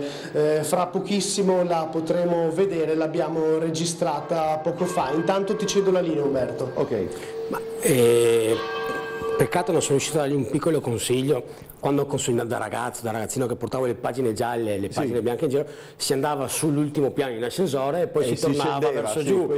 Magari conveniva per risparmiare un po' di fiato. Faccio un po' di fatica anche perché un po' aumentato. Ma sì, è giovane, lui può. Aumentato di peso anche. Allora questo è un dato abbastanza sul quale secondo me un po' di pensiero deve essere. Dunque, fino a quando in Porto Vecchio ci saranno ruderi fatiscenti abbandonati, avremo anche il problema dei bivacchi di clandestini e vagabondi. Bisognerebbe eliminare prima di tutto i ruderi da quell'area e poi invece di abbattere la Tripkovic poteva essere adattata con poca spesa a ricovero temporaneo per quei derelitti. Su questa seconda parte ho i miei dubbi. Sulla prima, devo dire la verità, delle volte si è, si pensa, no? Cioè se non ci fossero quelle strutture in quelle condizioni però comunque accessibili. Però in certi casi le strutture non sono del comune, quindi il comune non può intervenire, non può portare via ruderi o altri materiali. Dopodiché c'è anche un costo elevato nel portare via i materiali di scarto e vari meccanismi che magari sono anche dei rifiuti speciali. Per quanto riguarda la sala Tripkovic, assolutamente non è con poca spesa, perché la sala Tripkovic non stava più in piedi da sola, non aveva un servizio igienico, tanto è vero che gli spogliatoi erano esterni con i container, non ha un impianto elettrico, non aveva niente, c'erano solo i muri perimetrali e un tetto, se così si poteva dire. Quindi è sempre facile parlare, nel senso uno dice te dà una nettada, ma non è così. Cioè noi a casa nostra possiamo anche prima di fare dei lavori spostare il materiale, perché casa nostra e non abbiamo le regole che ha una pubblica amministrazione per quanto riguarda appunto i rifiuti speciali e anche le aree di competenza, perché appunto all'interno del Porto Vecchio o anche del Porto Nuovo non tutte le aree sono di pertinenza quasi del comune, certe aree sono appunto dell'autorità demaniale, certe dell'autorità portuale, quindi insomma non è così semplice come viene detto in questa mail. Allora c'è una telefonata, buongiorno. Allora saluto lei, dottor Bosatti, sono Giorgio e saluto ovviamente il consigliere Cinque Palmi. Buongiorno. Io brevemente volevo allacciarmi proprio a questo discorso che stavate facendo poc'anzi, nel senso che rispetto a quelle che sono le spese ipotetiche e anche reali, no? Quello che potrebbe essere il rifacimento o comunque l'adattamento di strutture assolutamente fatiscenti da destinare a un'eventuale accoglienza, e non mi sbilancio perché come dire, ho un'idea ben precisa in merito, e quello che invece mi sento di segnalare anche oggi, ma soprattutto oggi, rispetto allo sperpero del denaro pubblico, anche delle risorse nostre, dei cittadini, è quello che si sta verificando nuovamente in Piazza Libertà. Ora, ieri ho seguito con attenzione l'intervento dell'assessore Babuder, che di persona ha presidiato quella che erano i lavori della piazza, quindi abbiamo visto, no, anche tramite voi di Tele4 e grazie anzi, tutto quello che era il lavoro degli operai addetti alla sanificazione. Ecco, non più tardi di questa mattina eravamo appunto a capo. L'unica cosa che è diversa rispetto al solito è che ci sono i nastri segnaletici, no, che circumnavigano la statua dell'imperatrice, ok, ma è tutto come da copione, intendo dire. Allora adesso con questo chiudo, come c'era da aspettarsi, adesso il leitmotiv, diciamo, di chi fa business dell'accoglienza, e non dico chi è ma lo sappiamo tutti, non è più il fatto di come trovare soldi, no, da destinare alle associazioni, ma adesso chiaramente c'è il discorso dei trasporti, no, di come riaprire, no, i trasporti verso altre regioni, verso altri siti, perché evidentemente si vede che si sta rendendo conto qualcuno che non c'è più trippa per gatti qua in città, no? Quindi il discorso dell'associazionismo facile che lascia però sporche le nostre strade, che accoglie, qualcuno ha detto poc'anzi derelitti, io dico delinquenti veri e propri, che ci espone di fatto a tutto quello che un turista, no, che arriva nella bella Trieste è costretto ad assistere quotidianamente. E con questo chiudo, io dico: oggi, a distanza di meno di 24 ore, Piazza Libertà, per fare un esempio, è nelle medesime condizioni in cui versava ieri. Questa è la nostra situazione. Ora io dico, grazie all'impegno della nostra amministrazione, però forse, anziché rilasciare il presidio della polizia locale, la butto lì, e farli andare via poco prima che le associazioni occupino e raccogliano in adunata tutti i migranti come fanno quotidianamente, forse si potrebbe pensare di prolungare quel tipo di piantonamento, quel tipo di presenza, in maniera tale da tenere la cosa sott'occhio, perché, ripeto, faccio un esempio a caso: se la polizia locale mi va via alle 17, alle 17:01 mi arrivano le associazioni e chiamano a raccolta tutti questi personaggi, è chiaro che la situazione non è più monitorata, anzi sfugge totalmente di mano. Io vi ringrazio per la pazienza e buona giornata. Quindi, se ho capito bene, nonostante le recinzioni hanno già allargato, se ho capito bene. Giorgio a casa ha perfettamente centrato il problema, quindi sì, noi possiamo fare dei presidi fino appunto alle 17, ma poi alle 17:01 arrivano queste associazioni che chiamano a sé tutte queste persone, loro dicono che danno una mano. Io vorrei dire, ci sono tanti anziani nelle case di riposo, negli ospedali, che hanno bisogno di una mano. Se hanno così voglia di aiutare il prossimo, potrebbero anche aiutare gli anziani, semplicemente anche portando la spesa a casa. E creare un centro d'accoglienza nella nostra città, assolutamente sono contrario, io come persona, ma anche il mio partito è contrario, perché abbiamo l'esempio di Lampedusa: su 600 persone che dovrebbero esserci, ci sono già 1300, 1500, ecco, quindi assolutamente siamo contrari su questo. Il discorso della piazza è chiaro, si è iniziato da ieri, l'altro ieri, un discorso di pulizia, di recinzione, quindi insomma bisogna dare un po' di tempo ancora per vedere i primi segni. Come ho detto prima, personalmente io eliminerei anche le panchine, eliminerei proprio qualsiasi comfort che potrebbe essere per queste persone qua, che con questa, anche se noi adesso faremmo un centro d'accoglienza, un centro notturno, queste persone comunque durante il giorno, soprattutto in estate con queste temperature, le troviamo in Piazza Libertà, le troviamo su Mole Audace, le troviamo in Pineta Barcola, nessuno resterebbe chiuso tra quattro mura, perché glielo diciamo noi, fino ad oggi non hanno avuto interesse di nessun tipo di linea che il comune o chi per il comune poteva dare, quindi figuriamoci se oggi si decide di creare uno di questi posti. Il problema appunto è che queste persone qua stanno a Trieste senza avere nessun titolo per stare, perché vediamo che chi invece ha i documenti, chi invece è in regola, si può tranquillamente stazionare a Trieste, può tranquillamente trovare lavoro, e adesso il lavoro si trova.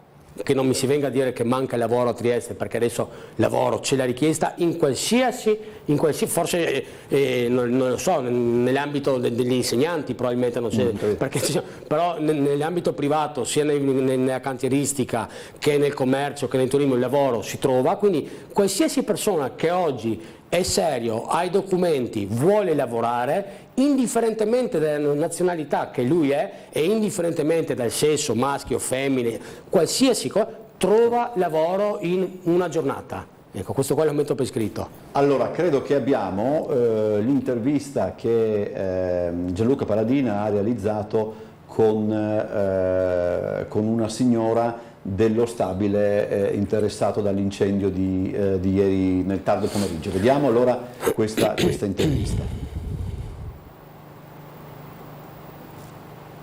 Dovrebbe partire. E niente, io ero al lavoro, quando sono tornata alle 7 erano ancora tutti qua. Questo era successo alle 5:30 del pomeriggio. Quindi scoppia l'incendio alle 5:30 del pomeriggio?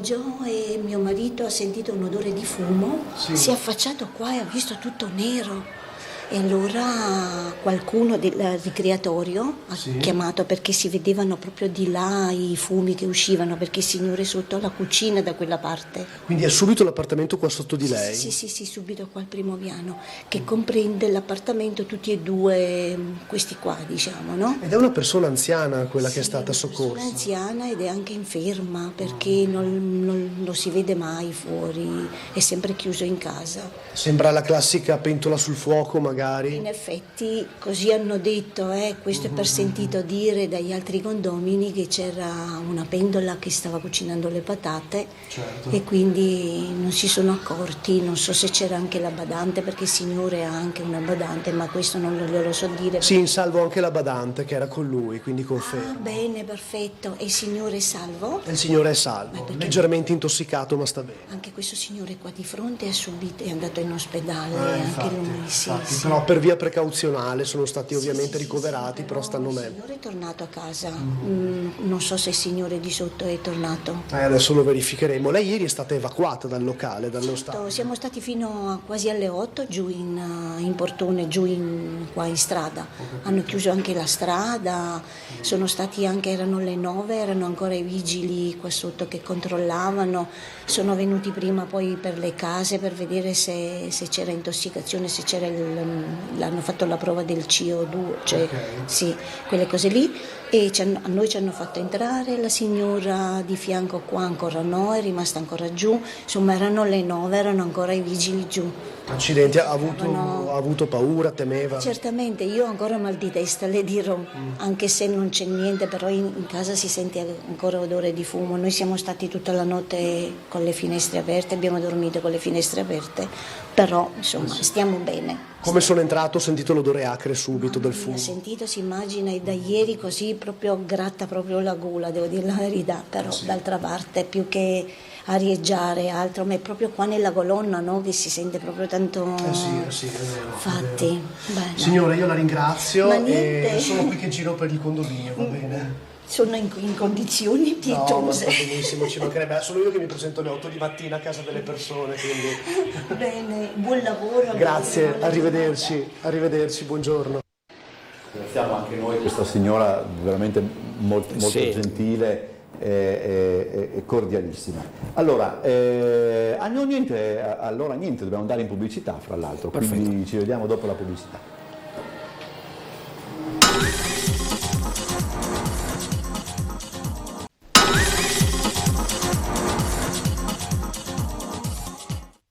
Allora, rientriamo in studio, in attesa di vedere poi dove si sposta Gianluca Paladin. C'è un altro argomento del quale volevo parlare con Gabriele Cinquepalmi, e riguarda anche, è un dato sotto gli occhi di tutti. C'è una telefonata, sentiamo la telefonata, poi eventualmente riprendiamo. Buongiorno. Sì, buongiorno. Buongiorno. Gabriella di Largo Barriera. Buongiorno. Bene, so che Fratelli d'Italia adesso ha altri temi importanti in questa settimana da parlare nel governo, con il tema della Santanchè, che veramente è vergognoso quello che sta succedendo, lo che si sta leggendo nei giornali. So che nel turismo c'è gente che ha bisogno di lavorare anche. So che nella nostra città abbiamo una Varsila che Fratelli d'Italia non sta dicendo niente al rispetto, e quindi è molto grave, anche questo dei mondiali è molto grave, no? Il lavoro, tanto che si diceva del lavoro in campagna elettorale, adesso vediamo che il lavoro è quello che sta mancando nella nostra nella nostra città. Bene, vediamo che dirà Cinque Palme, tutto colpa di Piazza di Libertà. Grazie. L'intervento della signora, bello, un bello intervento, abbiamo capito che la signora sa, ha detto che sa determinate cose, sa quello che sta succedendo agli onorevoli Santanchè, che per il momento è un'inchiesta giornalistica di un emittente Rai 3, quindi insomma mi fa piacere che la signora sa, mi fa piacere che la signora sa che Fratelli d'Italia non sta facendo niente per la Varsila, ma proprio fino a tutto ieri pomeriggio l'onorevole Matteoni era in collegamento per quanto riguarda il problema della Varsila, dove che non è tanto un discorso che a Trieste manca qualcosa, perché si è proposto anche il fatto di far entrare la Varsila nella zona franca e di aiutare in qualsiasi modo, ma i proprietari della Varsila hanno proprio deciso di chiudere quelle attività e portare via la manodopera, quindi non è un discorso di soldi, non è un discorso di tassazione, che anzi dove vanno poi a produrre costa anche di più, quindi probabilmente sono stufi di qualche regola che abbiamo qua in Italia. E devo complimentarmi con la signora che appunto conosce le cose e le sa. Allora, qui c'è una mail che dice le associazioni aiutano chi ha bisogno perché gli enti pubblici sono incapaci. Il centrodestra adesso insomma, vuole una città schiava di facoltosi stranieri e violenta le tanto decantate radici cristiane negando aiuto agli ultimi. Ma proprio su questo invece sono sicuro di quello che ho detto e ne sono sempre più convinto, perché tutte queste associazioni che poi vanno in Piazza Libertà a dare una mano, ho visto gente appunto che tagliava le unghie, persone che portano i vestiti, persone che portano le scarpe, persone che alla fine della fiera lasciano loro per primo tutte le immondizie in Piazza Libertà. E quindi che aiuto è questo? È un aiuto per la città o solo una passerella per dire vado in Piazza Libertà ad aiutare qualcuno? La mia è una domanda, perché se queste associazioni hanno a cuore la propria città e non solo i migranti e non solo i clandestini ma anche i residenti oppure la nostra madre patria, potrebbero anche andare nel Carso a ripulire i sentieri dove che queste persone in maniera clandestina le attraversano attraverso la rotta balcanica, che abbiamo visto che lasciano quintalate di vestiti lungo tutti i sentieri, arrivano qua a Trieste, si cambiano, e hanno già tutte le varie basi, gli danno scarpe nuove, vestiti nuovi, telefonini, ho visto io personalmente telefonini satellitari, non è una cosa che è di uso comune e neanche tanto facile di trovare, no? Però queste persone ce le hanno, quindi mi chiedo effettivamente a cosa servono queste associazioni. Queste associazioni magari servono, magari qualcuno in modo inconsapevole veramente crede di aiutare le persone, ma così facendo in realtà aiutano una rete che sta dietro a queste persone che arrivano in maniera clandestina, che su queste persone stanno lucrando. Allora, c'è una telefonata, non so, avevo visto delle immagini di Paladine che stava, però ditemi se possiamo andare in onda o è... Sinceramente, non solo tanto fumo. Quindi le maniglie addirittura erano bollenti, tanto il calore. Sì. E scendendo poi qua davanti si sentiva proprio sto caldo che veniva fuori dall'appartamento e il signor De Gaulle era qua davanti che aspettava i vigili, infatti lui era anche dal balcone quando sono arrivati, che gli faceva il cenno per fermarsi proprio davanti al... Una ventina di persone gli evacuati, cioè tutte le persone che erano presenti quelli del palazzo che erano presenti tutti giù. Poi alla fine ci hanno portato piano per piano, si entrava, controllavano con il misuratore di CO2 se si poteva entrare, la stabilità e tutto, e facevano entrare dentro.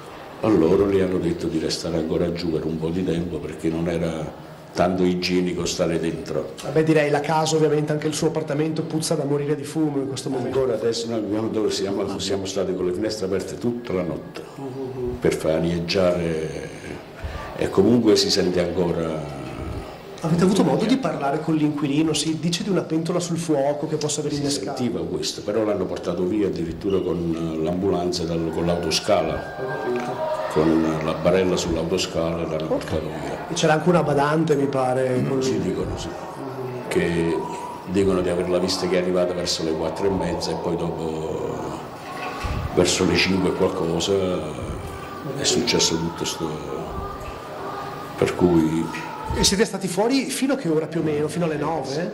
Le 9 no, ma alle 8:20, sì, 8:20. E comunque il camion è stato giù anche oltre le 9. Ce n'era uno fermo proprio davanti all'appartamento, qua davanti al portone, con la pompa, diciamo, che entrava in casa, bloccata, che casomai fosse per se veniva fuori qualche altro incendietto o qualcosa, subito pronti a... È suonato l'allarme comunque nella parte dello stabile? Avete sentito l'allarme antincendio? Io sinceramente non l'ho sentito, io ho sentito solo l'odore di fumo. Sì. Che invadeva tutte... Ho detto, e ho pensato qualcosa della scuola che stavano facendo qualche grigliata, cioè qualcosa di... perché un odore proprio acre. E allora poi dopo ho visto tutto questo fumo nero che veniva fuori dalla tromba delle scale, dall'appartamento di sotto, e sono sceso giù, mentre c'era lui davanti alla porta qua che... No, per fortuna nessuno si è fatto male. No, nessuno. Diciamo, anche lui è stato fino a ieri sera, alle 9 era ancora in ospedale, credo, poi è ritornato a casa. Ieri è il secondo incendio, anzi il terzo, dopo i primi. Stamattina al grattacielo. Esatto, lì purtroppo ha perso la vita una persona. Sì. No. Qua per fortuna è tutto. Qualcuno si preoccupava anche perché ci sono abbastanza animali dentro. Okay. Lui ha 3 cani, sopra ce ne sono altri, e uno di questi era da solo. Anche per andare su a prenderli, no? Non facevano passare nessuno, era tutto bloccato, tutto recintato. Tutto bene quel che finisce bene. Rientriamo in studio, c'è una Prego. Se mi permetti, proprio adesso mi è arrivata la notizia di un'ANSA datata ieri, di una vasta operazione, quindi 13 arresti per la distrettuale antimafia nei confronti di 13 persone responsabili dell'associazione a delinquere transnazionale per il favoreggiamento dell'immigrazione clandestina lungo la cosiddetta rotta balcanica. Ecco, quindi vogliamo capire che queste persone che arrivano sono la punta di un iceberg di un lavoro sporco che è da considerare che insieme alla mafia magari portano molti soldi nelle casse della malavita sia in Italia ma anche nei paesi balcanici. Non è che mettendo un gabinetto in zona stazione aiuteremo queste persone qua vanno aiutate in tutt'altro modo. Per prima cosa bisogna riuscire a scoperchiare ed arrestare chi su queste persone qua guadagnano, perché su ogni persona purtroppo si guadagna migliaia di euro. Se non riusciamo a capire questo, veramente stiamo guardando dentro un imbuto, perché non ne veniamo fuori. C'è una telefonata, buongiorno. Pronto?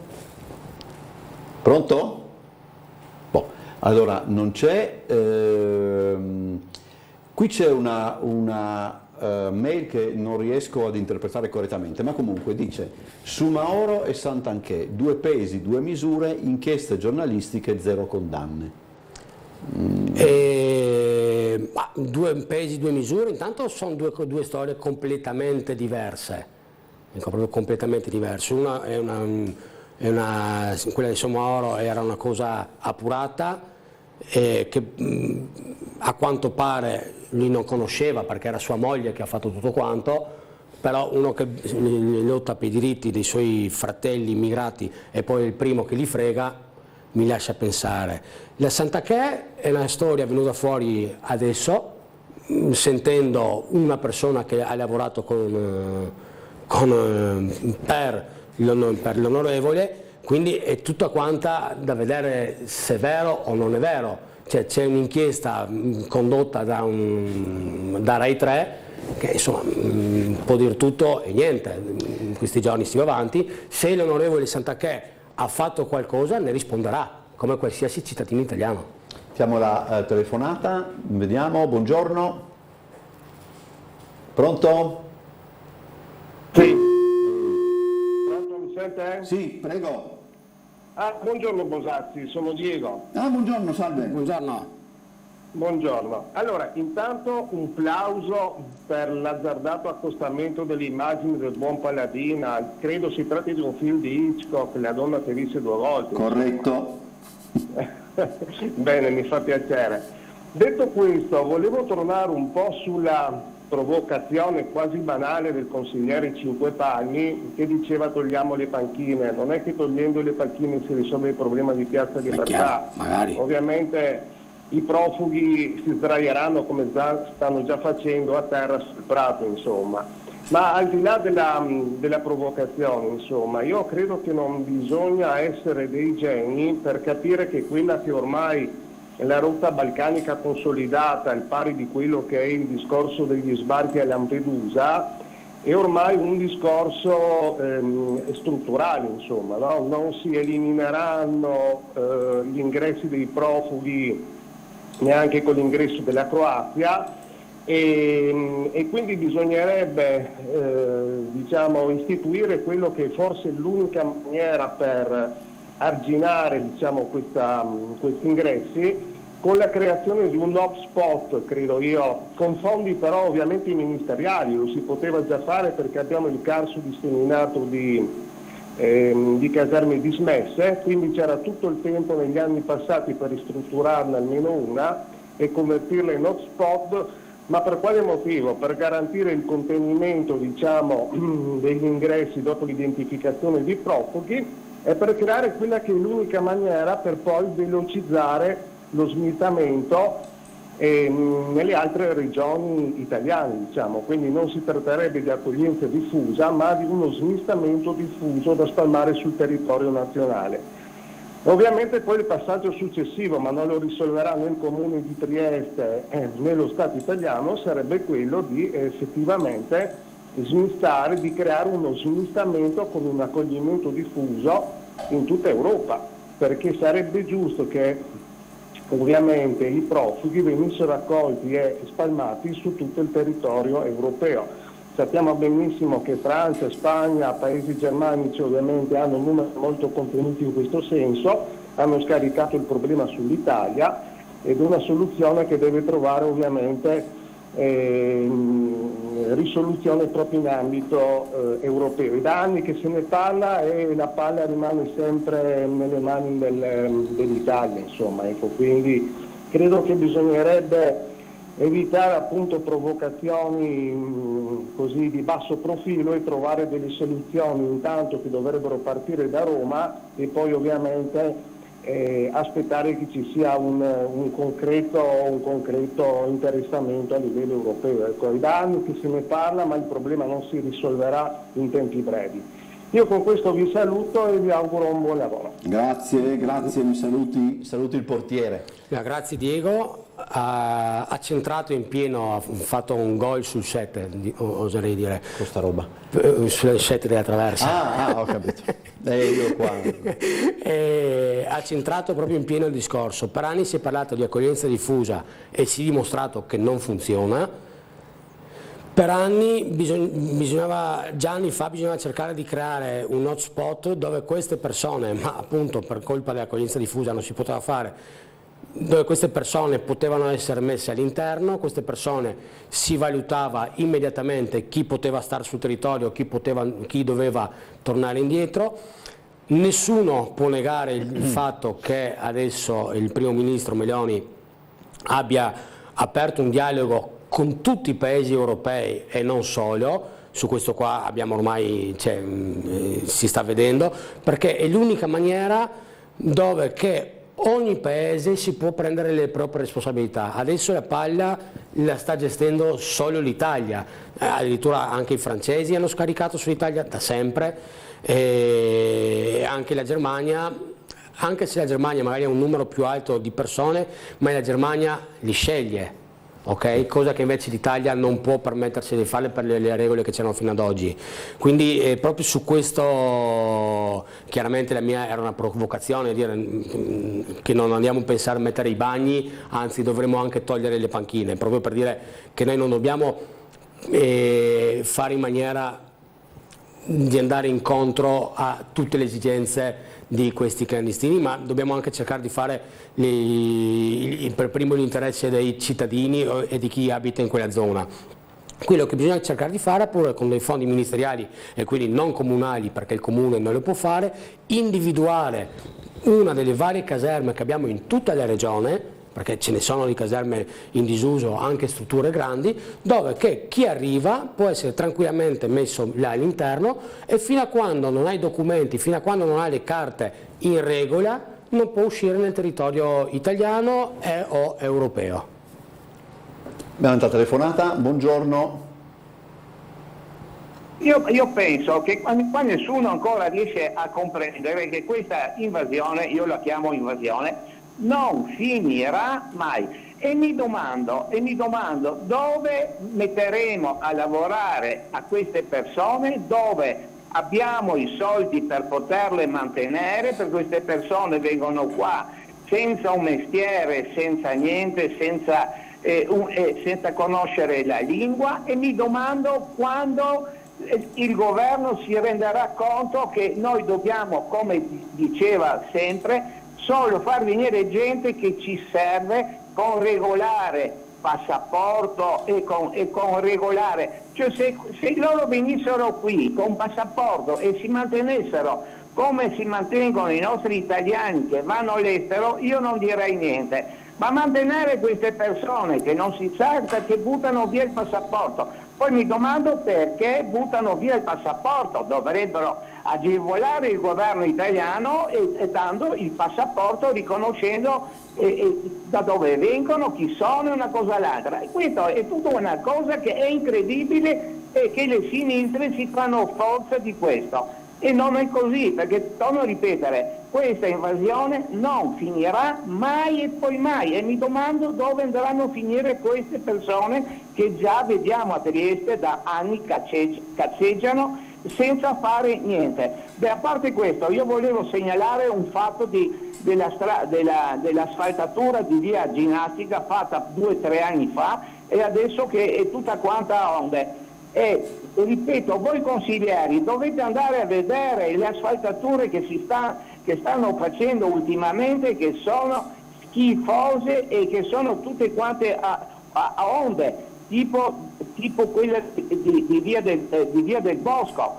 E qui si fanno dei lavori, non c'è nessuno che va a vedere e noi con le motospin specialmente ci becchiamo certi questi tiri nella schiena che fanno male. Ecco, andate a vedere per cortesia, perché il comune non va, almeno voi consiglieri andate a vedere queste asfaltature. Grazie e buongiorno. Ok, io chiedo ai telespettatori se è possibile di essere abbastanza concisi negli interventi, insomma, perché se no non riusciamo ad evadere tutto. Per quanto detto sull'immigrazione, anche il signor da casa ha ragione. Poi anche ho persino udito chi da parte delle opposizioni, che oggi sono all'opposizione ma che hanno governato questo paese per 10 anni senza aver vinto elezioni, paragonare gli italiani che vanno all'estero agli africani che arrivano in Italia. Ecco, e anche questo qua è particolarmente fastidioso, perché noi quando andiamo all'estero non solo dobbiamo rispettare certe regole,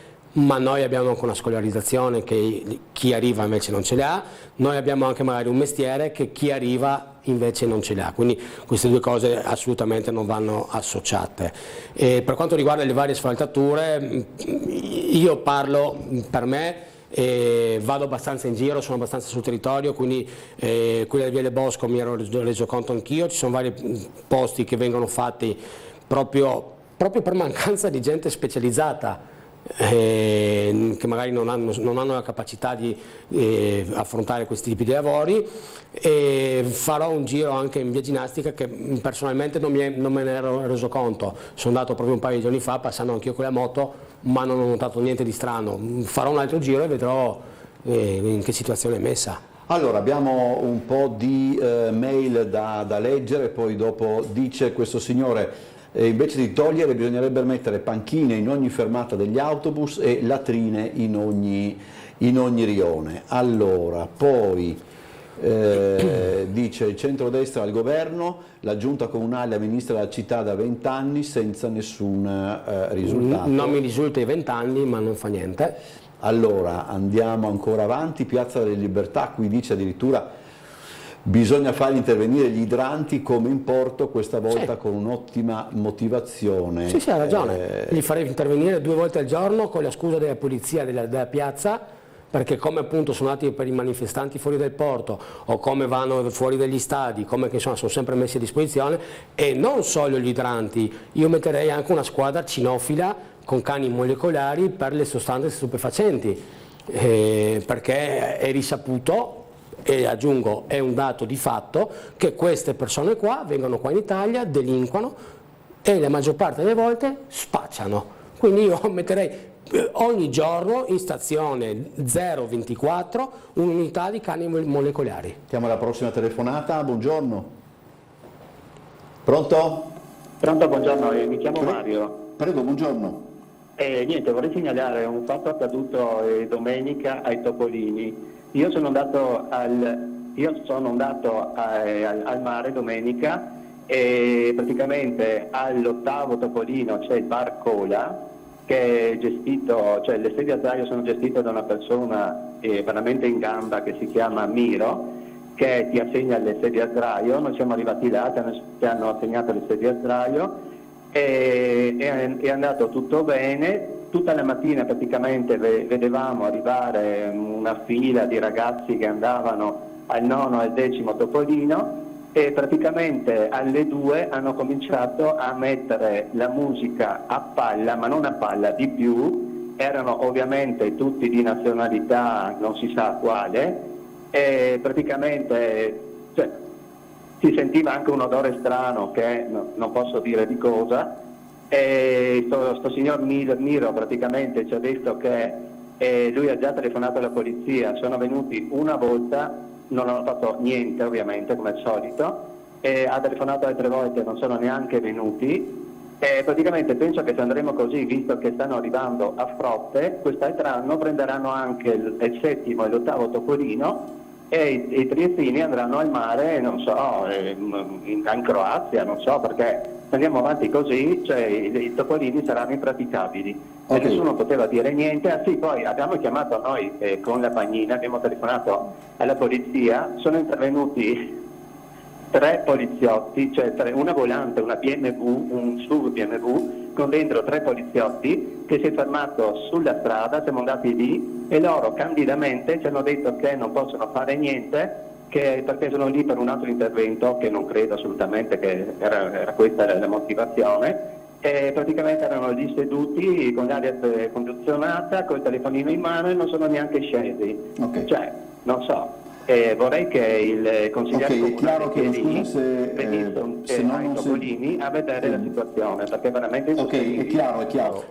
Ho proprio in programma, insieme al mio caro amico Corrado, come avevamo già fatto anni fa, un paio di giri per i Topolini assieme a degli amici per vedere appunto la situazione. È una situazione che va attenzionata. Purtroppo sentire il lavoro, come ha detto il signore, che c'erano le macchine delle forze dell'ordine ferme e non sono scese, questo dispiace molto, perché secondo me dire non possiamo fare niente è sbagliato, perché io ricordo benissimo tutti i vari controlli che c'erano un paio di anni fa e quella volta si vedeva molta polizia mandata anche da Roma sul territorio. La stessa attenzione la vorrei vedere oggi per questi problemi qua. Gli odori strani che magari si sentivano li può dire tranquillamente il signore, se pensa che fosse magari uso di qualche sostanza stupefacente non mi stupirei, e anzi io invito sempre i cittadini a chiamare sia i vigili che la polizia. Ecco, dopo loro magari non intervengono, però la chiamata viene sempre registrata e dopo chi risponde non potrà dire ma nessuno ci ha avvisato. Ecco, grazie all'amico da casa per questo intervento. Allora, leggiamo ancora questa, però le chiedo di essere proprio veloce. Perché siamo già oltre. Dunque, mettere i clandestini in un'ex caserma, in cameroni, meglio che in strada, dove siano obbligati a farsi i letti, tenere pulito, cucinare il pranzo come si faceva sotto le armi. Sì, ma quello è il meno, perché tanto loro non si fanno né a camera, né il pranzo, né le pulizie, non sono abituati, non hanno i nostri usi di pulizie come li intendiamo noi, quindi bisogna metterli in una caserma, perché se uno non ha i documenti non può andare in giro, è un dato di fatto. Io senza la carta d'identità non esco da casa. Allora, grazie a te Umberto, Cinquepalmi, grazie amici di casa. consigliere comunale di Fratelli d'Italia, per essere stato con noi. Dopo la pubblicità cambieremo ospite, sarà con noi il segretario della FIOM Marco Relli, con il quale parleremo delle questioni che hanno a che fare con la Varsila.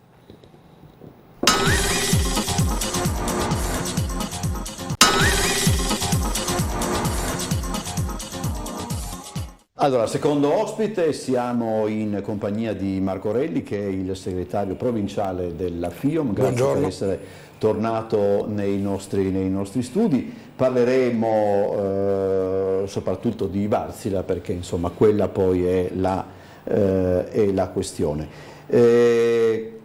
Com'è, Relli, lo stato dell'arte?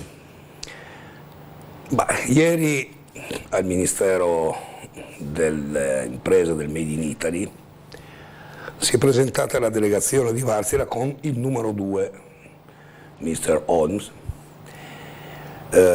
finlandese, che ha ribadito una piccolissima apertura, cioè rispetto all'accordo che era stato stipulato nel novembre del 2022, che prevedeva che a settembre si doveva chiudere la partita praticamente, e quindi con tutto quello che avremmo dovuto, su cui avremmo dovuto lavorare, quindi i nuovi insediamenti, gli acquisitori, i piani industriali. Invece la Varsila ha portato esclusivamente l'H2 Energy, che con tutto rispetto è un'azienda in start-up con 7 milioni di capitale e 30 dipendenti, a poter pensare di dare in mano il sito di Bagnoli a una start-up così, è evidente che diventa piuttosto impraticabile questo percorso, e quindi abbiamo chiesto ovviamente di avere delle garanzie per quanto riguarda i nuovi insediamenti, sia da parte del governo che da parte dell'azienda, e quindi di togliere il veto del 30 di settembre come ultimo giorno utile. Dopo da là in poi praticamente l'azienda avrebbe potuto riaprire la procedura di licenziamenti, e quindi di andare al fatto di avere finalmente poi in mano una soluzione alternativa. A quel punto l'azienda sarebbe stata libera. Il finlandese ha ripetuto per 3 volte: ci serve la cassa integrazione, perché non è più sostenibile, non sono più sostenibili i costi, però vi diamo un mese in più, cioè invece che 30 settembre, 31 ottobre rispetto all'accordo. Hanno insistito in questa maniera qua, davanti insomma al Ministero, è stato abbastanza incredibile. È proprio un modo di pensare, un modo di agire totalmente diverso da quello che siamo abituati noi. Però alla fine, se poi si è arrivati a questo punto, cioè che ovviamente non stanno producendo i motori in Varsila, per cui ci sono solo costi vivi, ma lo devono alla loro gestione. Un anno fa, il 14 di luglio, hanno aperto la procedura, e da là in poi, insomma, ce lo ricordiamo come è stata l'evoluzione. A un certo punto abbiamo riallacciato i rapporti sindacali dopo che il Tribunale ha costretto l'azienda a ritirare la procedura, e nei rapporti sindacali avremmo dovuto in questo momento discutere di eventuali piani industriali di nuovi acquisitori. Tutto questo non c'è, però l'azienda pretende la cassa integrazione sul nulla. È veramente incredibile. E poi oltretutto senza riuscire veramente ad avere un dialogo. Ieri ha ripetuto 3 volte la stessa cosa, in inglese, con la traduzione identica, una roba veramente imbarazzante. per cui adesso noi al 29 abbiamo un'assemblea, vediamo le azioni che intraprenderemo. 29 quindi dopodomani? Sì. Ok. Quali sono, avete già in mente come muovervi? Adesso vediamo, andremo a parlare con i lavoratori, anche perché ecco, allo stesso tempo il ministro Urso l'altra settimana ha detto che il governo sta lavorando e che è anche a un punto abbastanza importante, però è ovvio che non ha potuto sbilanciarsi e questo è stato anche ribadito ieri. Il ministro Urso ha dato rassicurazione, ha detto che Wärtsilä rientra in 10 delle grandi vertenze che devono essere risolte, però il governo chiaramente ha chiesto la collaborazione dell'azienda, come ha detto poi l'assessore Rosolin, qua non devono esserci vincitori e vinti, bisogna lavorare tutti insieme, collaborare tutti assieme, in modo poi da raggiungere un traguardo che sia ovviamente confacente a tutti, cioè i lavoratori, il mantenimento dei posti di lavoro, eccetera, il mantenimento del sito per la sua importanza e l'azienda svincolata una volta per tutte al sito, cosa che insomma ha voluto fare in maniera esclusivamente adoperando mezzi legali l'altro anno e abbiamo visto com'è andata. Insomma. Tra l'altro mi sembra anche che, se ho letto bene un comunicato proprio sindacale di ieri, che non era nemmeno il luogo dove parlare di cassa integrazione, un tavolo governativo, insomma. Assolutamente no. La cassa integrazione in genere viene discussa o in azienda, in Confindustria, cioè nelle sedi, perché per la legge è proprio previsto, c'è il rapporto diretto tra azienda e sindacato. Siccome ci avevano chiesto di discutere, però anche là una modalità veramente, voglio dire, anomala, perché uno non può chiedermi un incontro però riservato, non è riservato. C'è la cassa integrazione, sono fondi pubblici, ci mancherebbe se io vado a fare un incontro riservato con un'azienda a discutere di qualcosa che poi alla fine sono soldi pubblici, non è riservato. Quindi se uno vuole discutere di cassa integrazione lo fa in maniera assolutamente trasparente. Noi abbiamo sempre detto la prerogativa deve essere che la cassa integrazione doveva essere parallela a una discussione su nuovi insediamenti. Non ci sono, in base a cosa c'è la cassa integrazione? Qual è la causale? Non ce l'hanno la causale, sono il fatto che abbiano costi puri perché hanno spostato la produzione, ma è stata una loro scelta. Noi gli abbiamo sempre detto che secondo noi la produzione doveva continuare fino a anche più avanti. Hanno scelto loro di non portare più i materiali, eccetera, e di non produrre più a Trieste. Potevano posticipare la produzione totalmente in Finlandia. Hanno voluto anticipare, hanno voluto fare tutto come hanno voluto loro, non hanno ascoltato i consigli, non hanno ascoltato gli inviti del ministro, insomma di tutti, della regione. Erano tutti che hanno cercato all'inizio con tutto che non si erano comportati molto bene, però poi si è cercati tutti di avere un certo tipo di collaborazione, allora hanno continuato con la loro linea ostinatamente. Come si può, come posso dire, portare avanti una trattativa di fronte a comportamenti come questo? Qua il discorso diventa molto impegnativo, è un discorso che ieri, insomma, a un certo punto un intervento del presidente Fedriga, che era collegato online, ha detto: chiedo al Ministero di fare un approfondimento a livello parlamentare per quanto riguarda il discorso legislativo, perché siamo un discorso che se non si riesce più a discutere, a trattare, qua a un certo punto torna a essere qualcosa che dipende dalle leggi e dalle regole di un paese, insomma. Allora facciamo un attimo così, volevo capire se abbiamo Paladin con il presidente dell'Ater Novacco. Io direi facciamo sentire, anche perché poi credo che Gianluca debba schizzare da un'altra parte, quindi facciamo sentire l'intervista con con Novacco, poi andremo in pubblicità. Spostiamo un po' la pubblicità delle 9.15. Gianluca, se ci sei, batti un colpo, come si dice in... Eccoci qua, sì Umberto, grazie della linea, di nuovo buongiorno e buongiorno al presidente di Ater Trieste Riccardo Novacco, grazie per averci accolto Presidente. Ma buongiorno a voi, sono sempre disponibile come sapete. Ovviamente l'episodio di ieri in via di Vittorio, condominio stabile Ater, purtroppo è successo l'incendio dove questa donna ha perso la vita. Ieri anche un po' nella concitazione del momento ci raccontavano gli inquilini delle loro preoccupazioni, dell'allarme antincendio che non avrebbe funzionato, insomma di alcune criticità, però voi avete già verificato che quello stabile contiene le normative necessarie, insomma, per definirsi in sicurezza, giusto?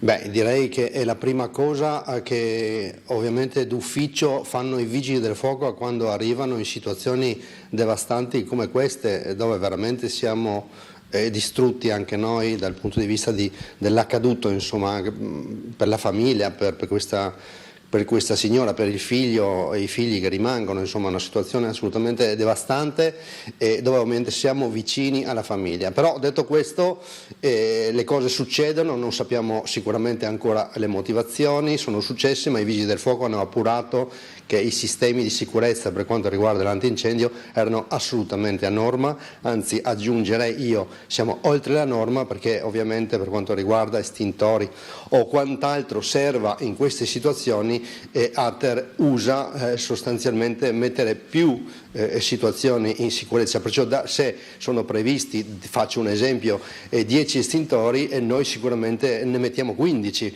non è che stiamo lì a guardare. Per quanto riguarda idranti è la stessa identica cosa, posso assolutamente confermare che nel mese di febbraio, non mi ricordo se febbraio o marzo, sono stati fatti gli ultimi controlli e siamo assolutamente a norma fino al 2026 certificati. Un'altra cosa che va detto è sfatato questo mito di questa giornata un po' convulsiva tra quella di ieri e quella di oggi, dove si dice che appunto bisogna avere degli impianti antincendio adeguati. Tengo a sottolineare che sono degli edifici che avranno 60 anni, non tutti gli edifici, anzi gli edifici non hanno sistemi di sicurezza antincendio come possono avere gli ospedali, come possono avere gli alberghi, le autorimesse. Stiamo facendo forse un po' di confusione, cioè in una qualsiasi condominio, in una qualsiasi casa privata o che sia anche pubblica, gli impianti di sicurezza sono quelli che di norma sono conosciuti a tutti, sono gli idranti, sono gli estintori, ma sistemi di sicurezza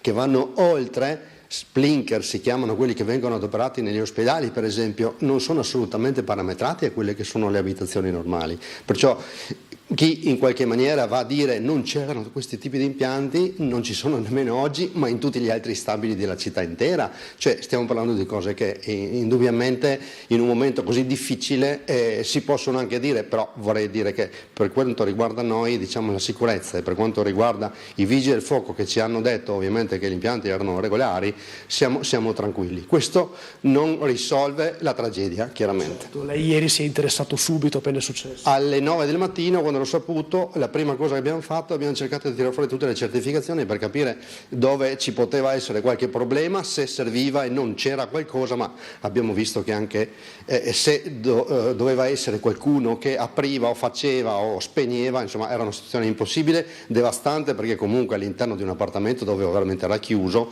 e di conseguenza solo chi abitava all'interno poteva forse fare qualcosa. Purtroppo non è stato così. Altra novità, Presidente, continua la consegna degli alloggi, continua il lavoro di Ater Trieste in tal senso? Consegna degli alloggi è quasi quotidiana, io nel limite delle mie possibilità di tempo mi impegno personalmente a vedere i nostri inquilini, alla firma del contratto, a consegnare le chiavi, a fare due parole affinché, e lo dico anche in questa occasione, e ci diano una mano veramente, perché nel momento in cui un inquilino dell'Ater ha la possibilità di arrivare finalmente in fondo ad avere una casa, insomma ha fortuna, diciamocelo, ha una certa fortuna, ce la fa ad avere un alloggio assolutamente di primo livello e che chiediamo veramente con umiltà che venga mantenuto come lo trova, perché diamo degli appartamenti veramente eccellenti di primo ingresso, sempre e comunque a tutti, ad ogni livello e fascia sociale, però insomma sarebbe anche bene che qualcuno ci aiuti a tenerli come li ha trovati, e che se veramente c'è un po' di muffa in un angolo di un soggiorno, di una camera, di un bagno, non si precipitino a telefonare affinché noi andiamo lì a pulire, o piuttosto che a ridipingere di bianco, perché questo nelle case normali di tutti noi, se succede, lo facciamo, ognuno lo fa per sé, e perciò, come dire, un po' di buon senso ci vorrebbe. Perciò prego veramente chi ha alloggi nostri di darci una mano a mantenerli in maniera diciamo pulita, quantomeno pulita. Presidente, grazie grazie a voi. Il suo tempo, e ovviamente buon lavoro e buona giornata. Buon lavoro a voi tutti, una buona giornata. Grazie. Grazie a te Umberto per la linea, te la restituisco confermandoti che fra poco vado dal sindaco Roberto Di Piazza per il nostro consueto appuntamento mattutino. A voi la linea studio. Ok, allora andiamo direttamente in pubblicità. Perfetto.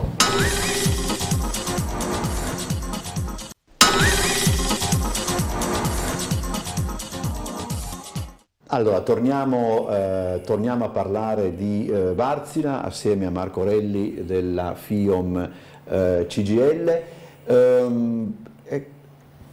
Lo spirito dello scorso settembre, no? Cioè noi ricordiamo ancora che le 4 l'ha seguita in diretta, quella manifestazione, cos'era, il 4 o il 5 di settembre? Il 3. Il 3.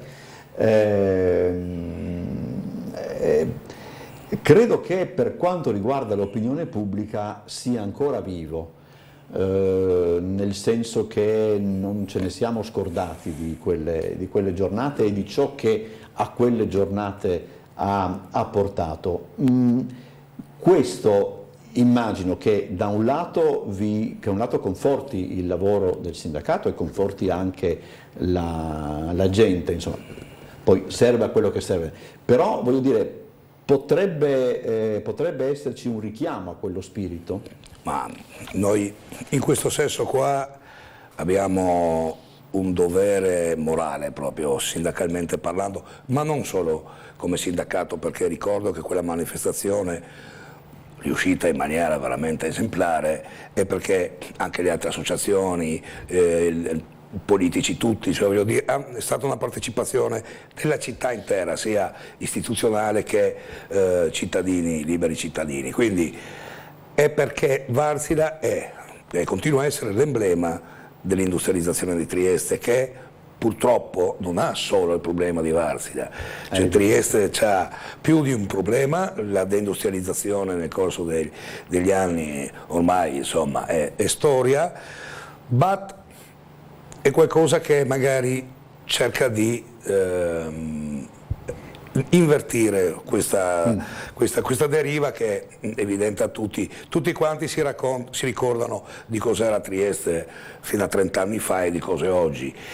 Che quando si fanno sempre poi i paragoni dalla città turistica alla città industriale, io non credo che le cose non possano essere parallele, anzi, il Veneto ha 74 milioni di visitatori all'anno, 74 milioni, solo Venezia 30, cioè come tutta la Germania, però c'ha l'industria al 20%, noi non arriviamo più al 9%, quindi ben venga BAT, che è un discorso un po' particolare, perché quando si parlava all'epoca dell'industria inserita nel punto franco c'era sempre molta difficoltà, c'erano pareri discordanti in questo senso. Credo che per me può essere un'opportunità, dobbiamo preservare quello che abbiamo, quindi Wärtsilä, quindi Flex, quindi Acciaierie Arvedi, che sono le grandi industrie che praticamente su cui attorno poi c'è un indotto e una filiera importante, e possibilmente reinvertire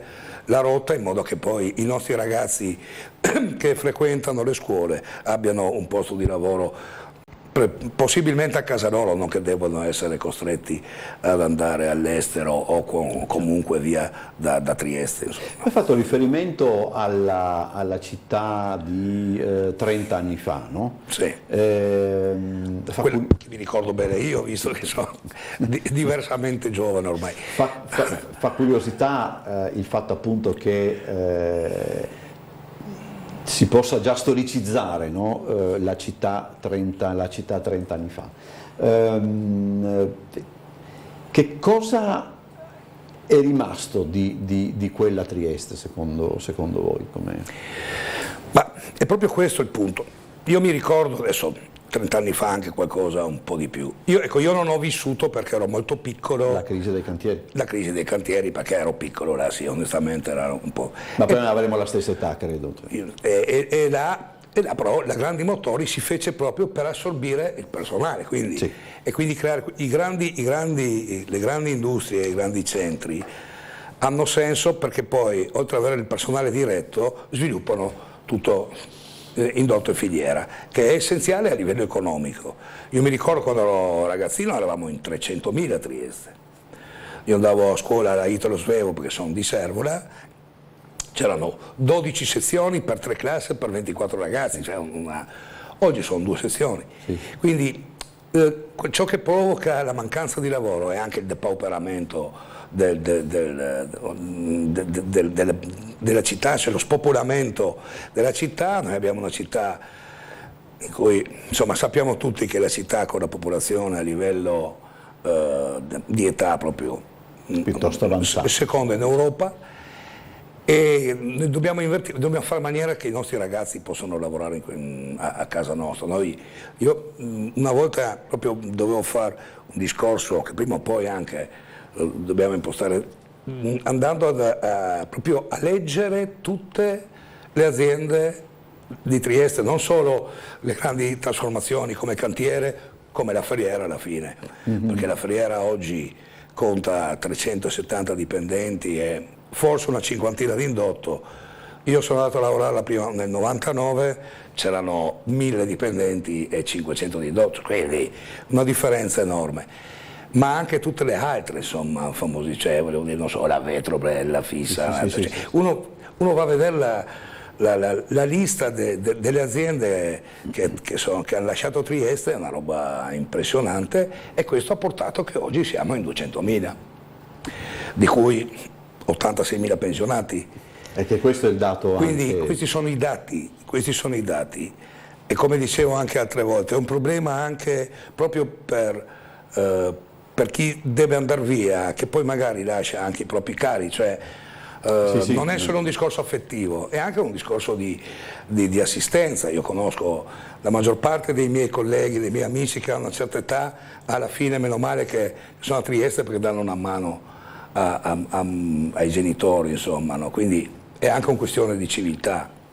Allora facciamo così, andiamo subito in pubblicità, così poi dopo affrontiamo anche un paio di questioni che ci sono segnalate dai telespettatori con le mail.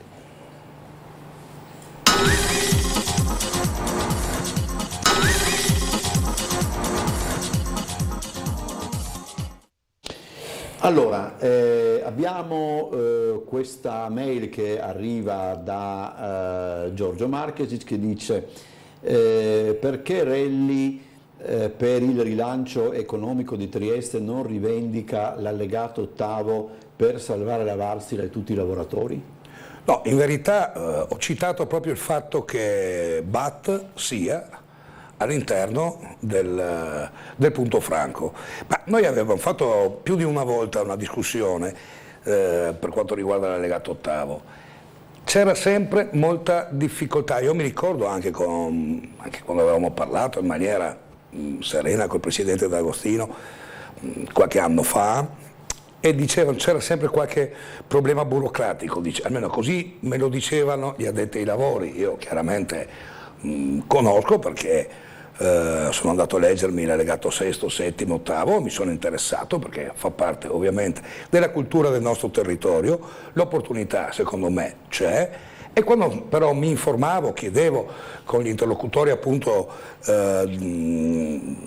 addetti ai lavori, ecco per esempio un problema che mi dicevano, c'era sempre con le agenzie delle dogane per esempio, ma parlavano di cose di burocrazia molto difficili eccetera. Adesso il fatto che BAT sia stata sdoganata, cioè sia l'unico fabbrica, cioè l'unica manifattura in punto franco, quindi non logistica ma manifattura, a me sinceramente può aprire la strada ad altri insediamenti insomma, tali quali. Per me insomma, è un'opportunità per Trieste, ripeto, per reindustrializzare Trieste secondo me bisogna mettere in campo tutto quello che possiamo, assolutamente, quindi cioè, se forse mi sono non approfondito rispetto a quello che ha detto Macri, ma sono d'accordo di andare a trovare tutti i sistemi.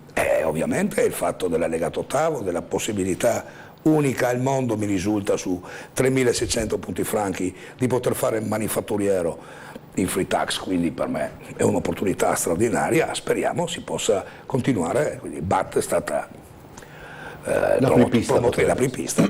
Allora, azienda che segue la politica finlandese, prima i finlandesi, sovranismo economico che chiude all'estero per salvare in patria anche senza giustificazioni economiche, non si parli di globalizzazione. Questo è quello che dice questo telespettatore.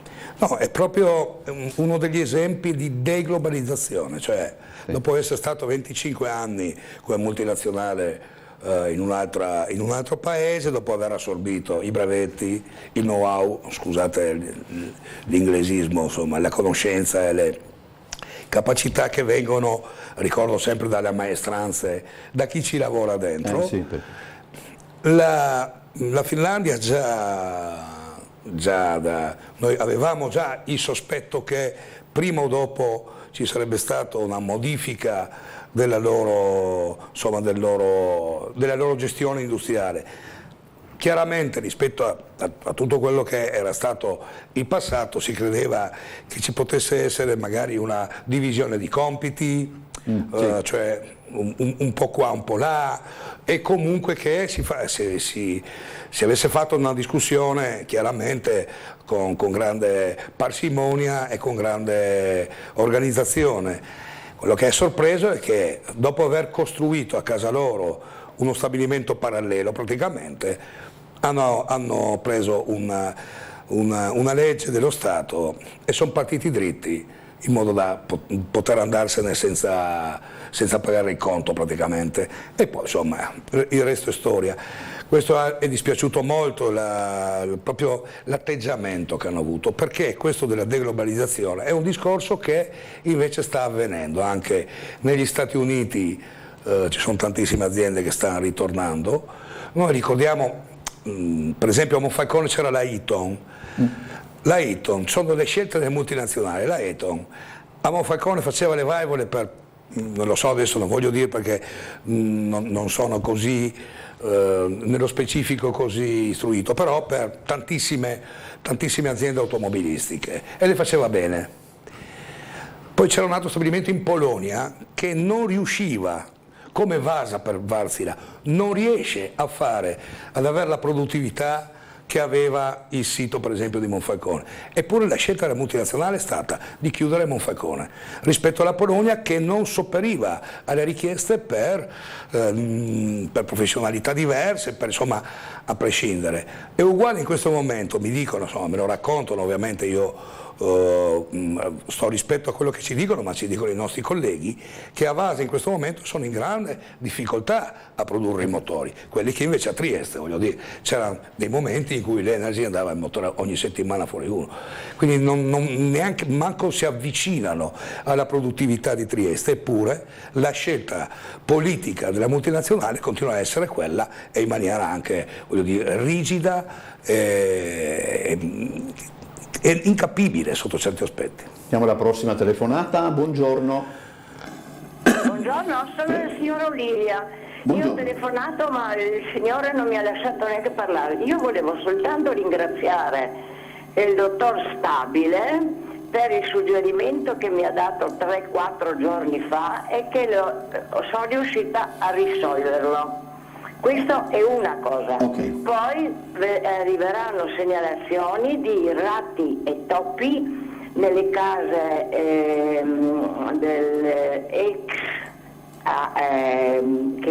della provincia, questo è un lascito di Giorgio Galatti, e nessuno, siamo amministrati da Latter, ma a Latter non interessa niente, abbiamo raccolto firme, mandato telegrammi, fatto di tutto, non serve niente, abbiamo Pantigane, fatto le firme, tutto, mandato, e stamattina erano 6 topi al numero 3.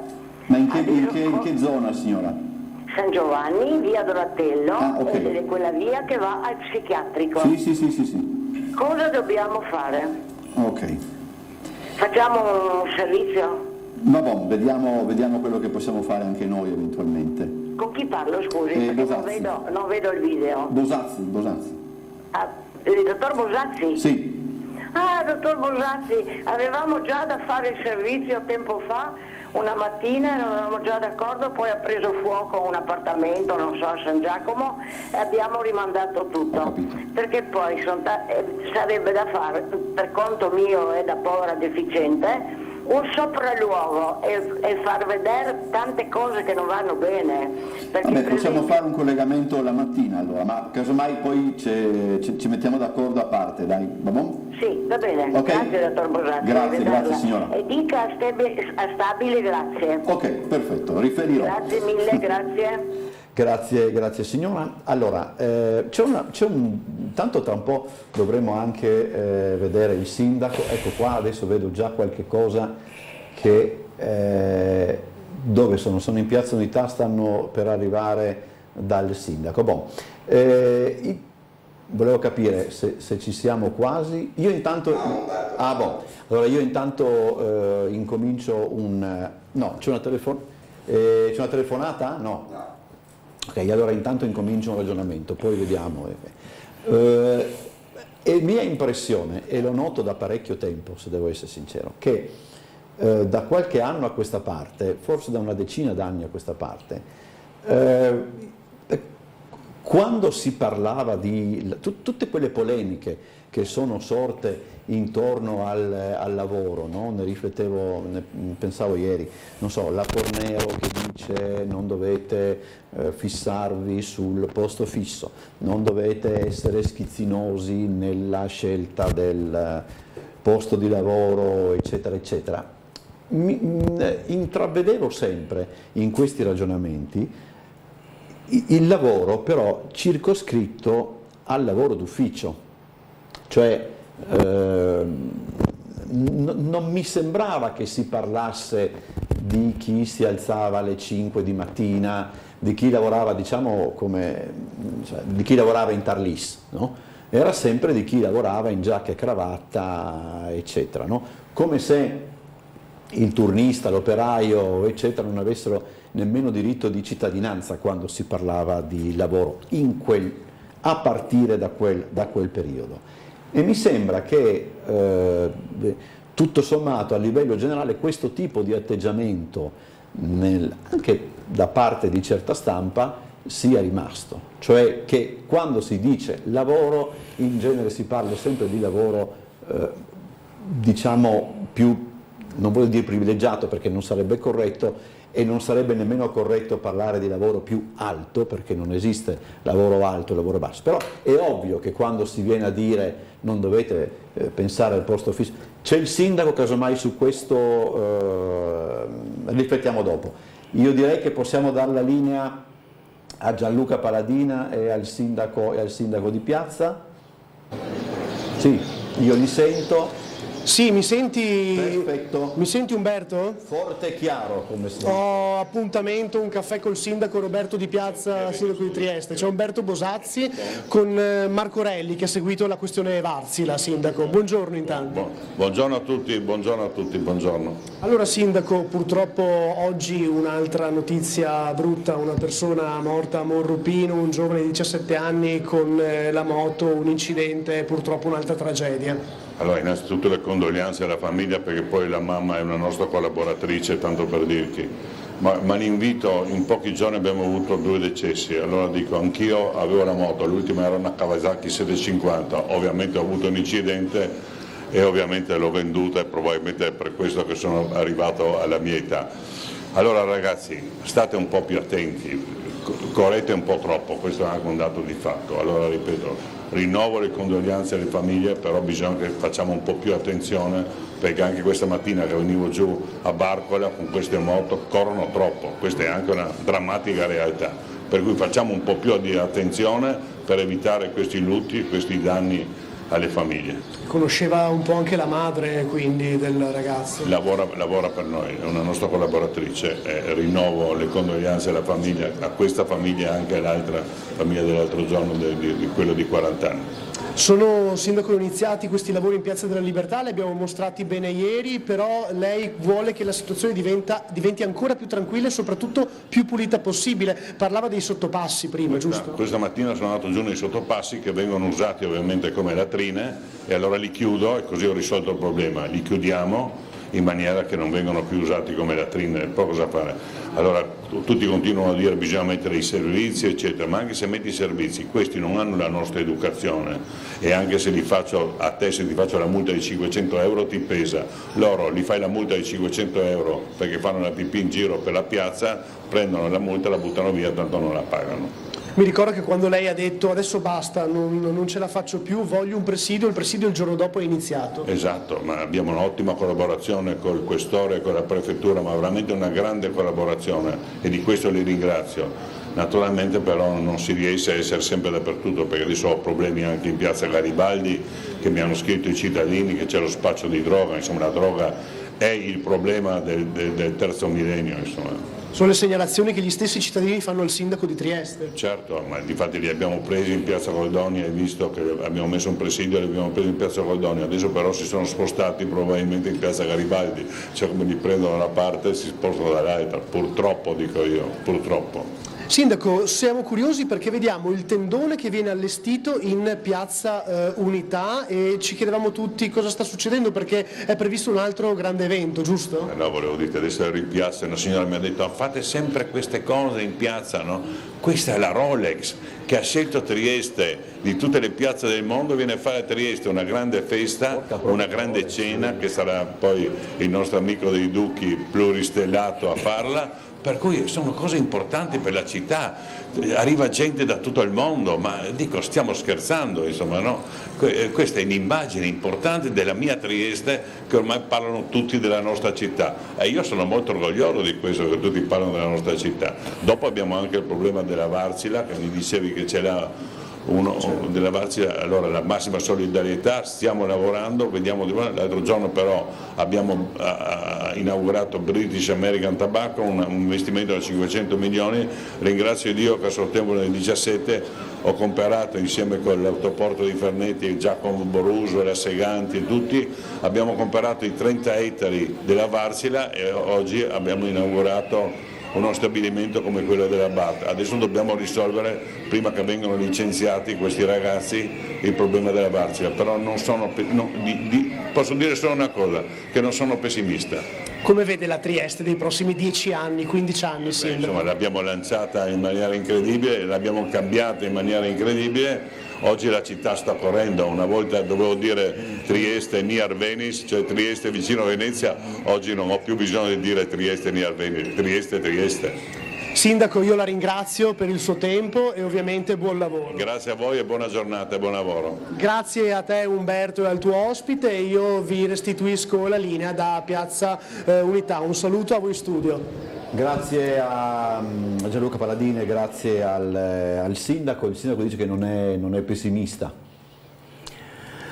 Ma il sindaco ci ho avuto a che fare già da tanti anni quando ero ancora RSU in Ferriera. Il sindaco, il discorso del turismo, insomma di quello che è stato anche lo sviluppo sulla Barcolana, sono tutte cose che assolutamente fanno piacere, sono condivisibili, cioè, io stesso vedo una città, il centro città, molto vivo, molto vivace, molto, molto bello da vivere proprio. Il centro città però, basta allontanarsi un po' e la città, voglio dire, il resto della città non è come il centro. E il fatto che da 300.000 siamo a 200.000 è emblematico il discorso. Noi dobbiamo riuscire a fare le cose, ripeto, parallelamente. Ben vengano gli eventi e il turismo, figuriamoci. Però allo stesso tempo ci deve essere lavoro, quello che si diceva prima, il famoso discorso del posto fisso. Allora, qual è il discorso? Che una volta veniva visto il posto fisso come il tipico posto inserito nell'ambito statale o insomma del pubblico, come una sorta di assistenzialismo improduttivo. Anche questo si è modificato nel corso degli anni, perché se uno va a vedere oggi Leonardo o Fincantieri, insomma, le cose sono ben diverse, poi con tutte le criticità, però in quanto a produttività il discorso è innegabile. Sì. Quindi il famoso discorso del posto fisso, quello che veniva sempre chiaramente mal digerito anche da politici dell'epoca, era perché era legato a qualcosa degli anni 70 in cui, voglio dire, parliamoci chiaro, rispetto anche a, non lo so, ai lavoratori, rispetto ai pensionati, c'era 4 lavoratori e un pensionato, c'era Grasso che colava, quindi era un modo di gestirlo molto diverso, cioè si poteva permettere di avere una gestione, voglio dire, che in quanto a produttività era relativa, però purtroppo poi i conti dell'IRI si sono visti, e quello che poi è successo a dismettere l'IRI e alla privatizzazione, ecco, non ha portato, sicuramente non ha sortito quegli effetti che si volevano quando tutti puntavano sul privato, diceva il privato è per forza produttivo, redditizio, il pubblico invece è disastroso e fa i buchi.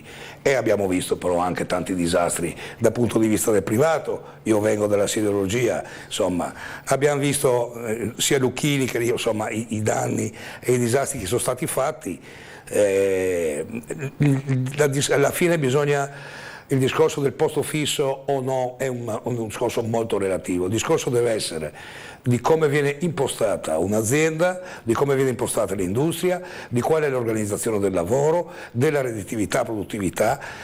Il fatto che una persona abbia un contratto a tempo indeterminato, questo facilita anche l'economia circolare, perché può permettersi di avere un mutuo, può permettersi anche di fare delle cose molto semplici come andare a mangiare una torta da 9 euro, perché se io invece sono precario, ho fatto la battuta, il sindaco mi perdonerà, però se io sono precario non posso permettere più manco una pizza. E quindi il discorso è proprio un discorso di organizzazione e di quello che significa un posto di lavoro, che non è il discorso del fisso statale dell'epoca degli anni 70, non c'è più quello. Oggi dobbiamo parlare di un posto di lavoro che sia sicuro, che abbia continuità e che sia ovviamente coadiuvato da un contratto nazionale, come Dio comanda, come può essere quello metalmeccanico, che garantisce a 360 gradi la vita di una persona. Sentiamo la telefonata che è in linea, buongiorno. Pronto? C'è ancora un tentativo. Pronto? Ok, via. Allora,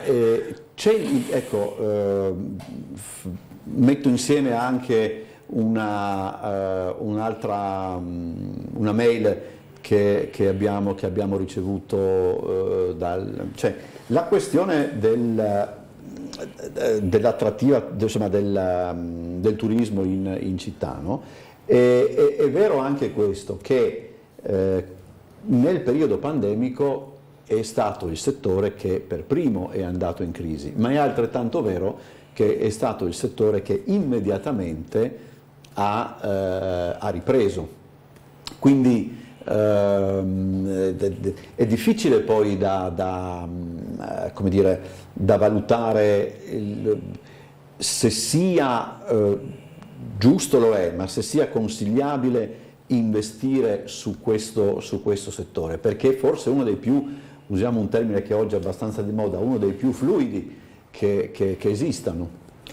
Ma secondo me l'investimento deve essere a 360 gradi, cioè c'era il collegamento del sindaco, che chiaramente rispetto alla Ferriera e da anni ci siamo confrontati in maniera anche abbastanza decisa, sempre con grande rispetto, assolutamente. Però la siderurgia di base, l'impatto era un impatto importante, questo non è che non possa essere riconosciuto. ci sono tanti modi per riuscire a mantenere anche questo all'interno delle città, però sono state fatte delle scelte, ma è tutto il resto dell'industria in cui non si è voluto, non si è puntato, non si è preservata, perché voglio dire, la birra Dreher non è che inquinava, no? O la Stock, ma la stessa, cioè, voglio dire, la Vetrobel, cioè, abbiamo tantissime, adesso le dico così, mi vengono in mente al volo, abbiamo avuto tantissime realtà che alla fine non sono state seguite, in cui si sono lasciate andare e erano posti di lavoro di qualcosa che è assolutamente produttivo e utile, che è totalmente compatibile con il turismo, perché è ovvio che io non è che mi metto a fare una bulloneria in Piazza Unità, no? Abbiamo tutta una zona industriale in cui non è che porti i turisti con una navetta a vedere via Caboto, no? Cioè non è quello la parte turistica, ma è uguale a Venezia. Venezia di fronte c'è Mestre, no?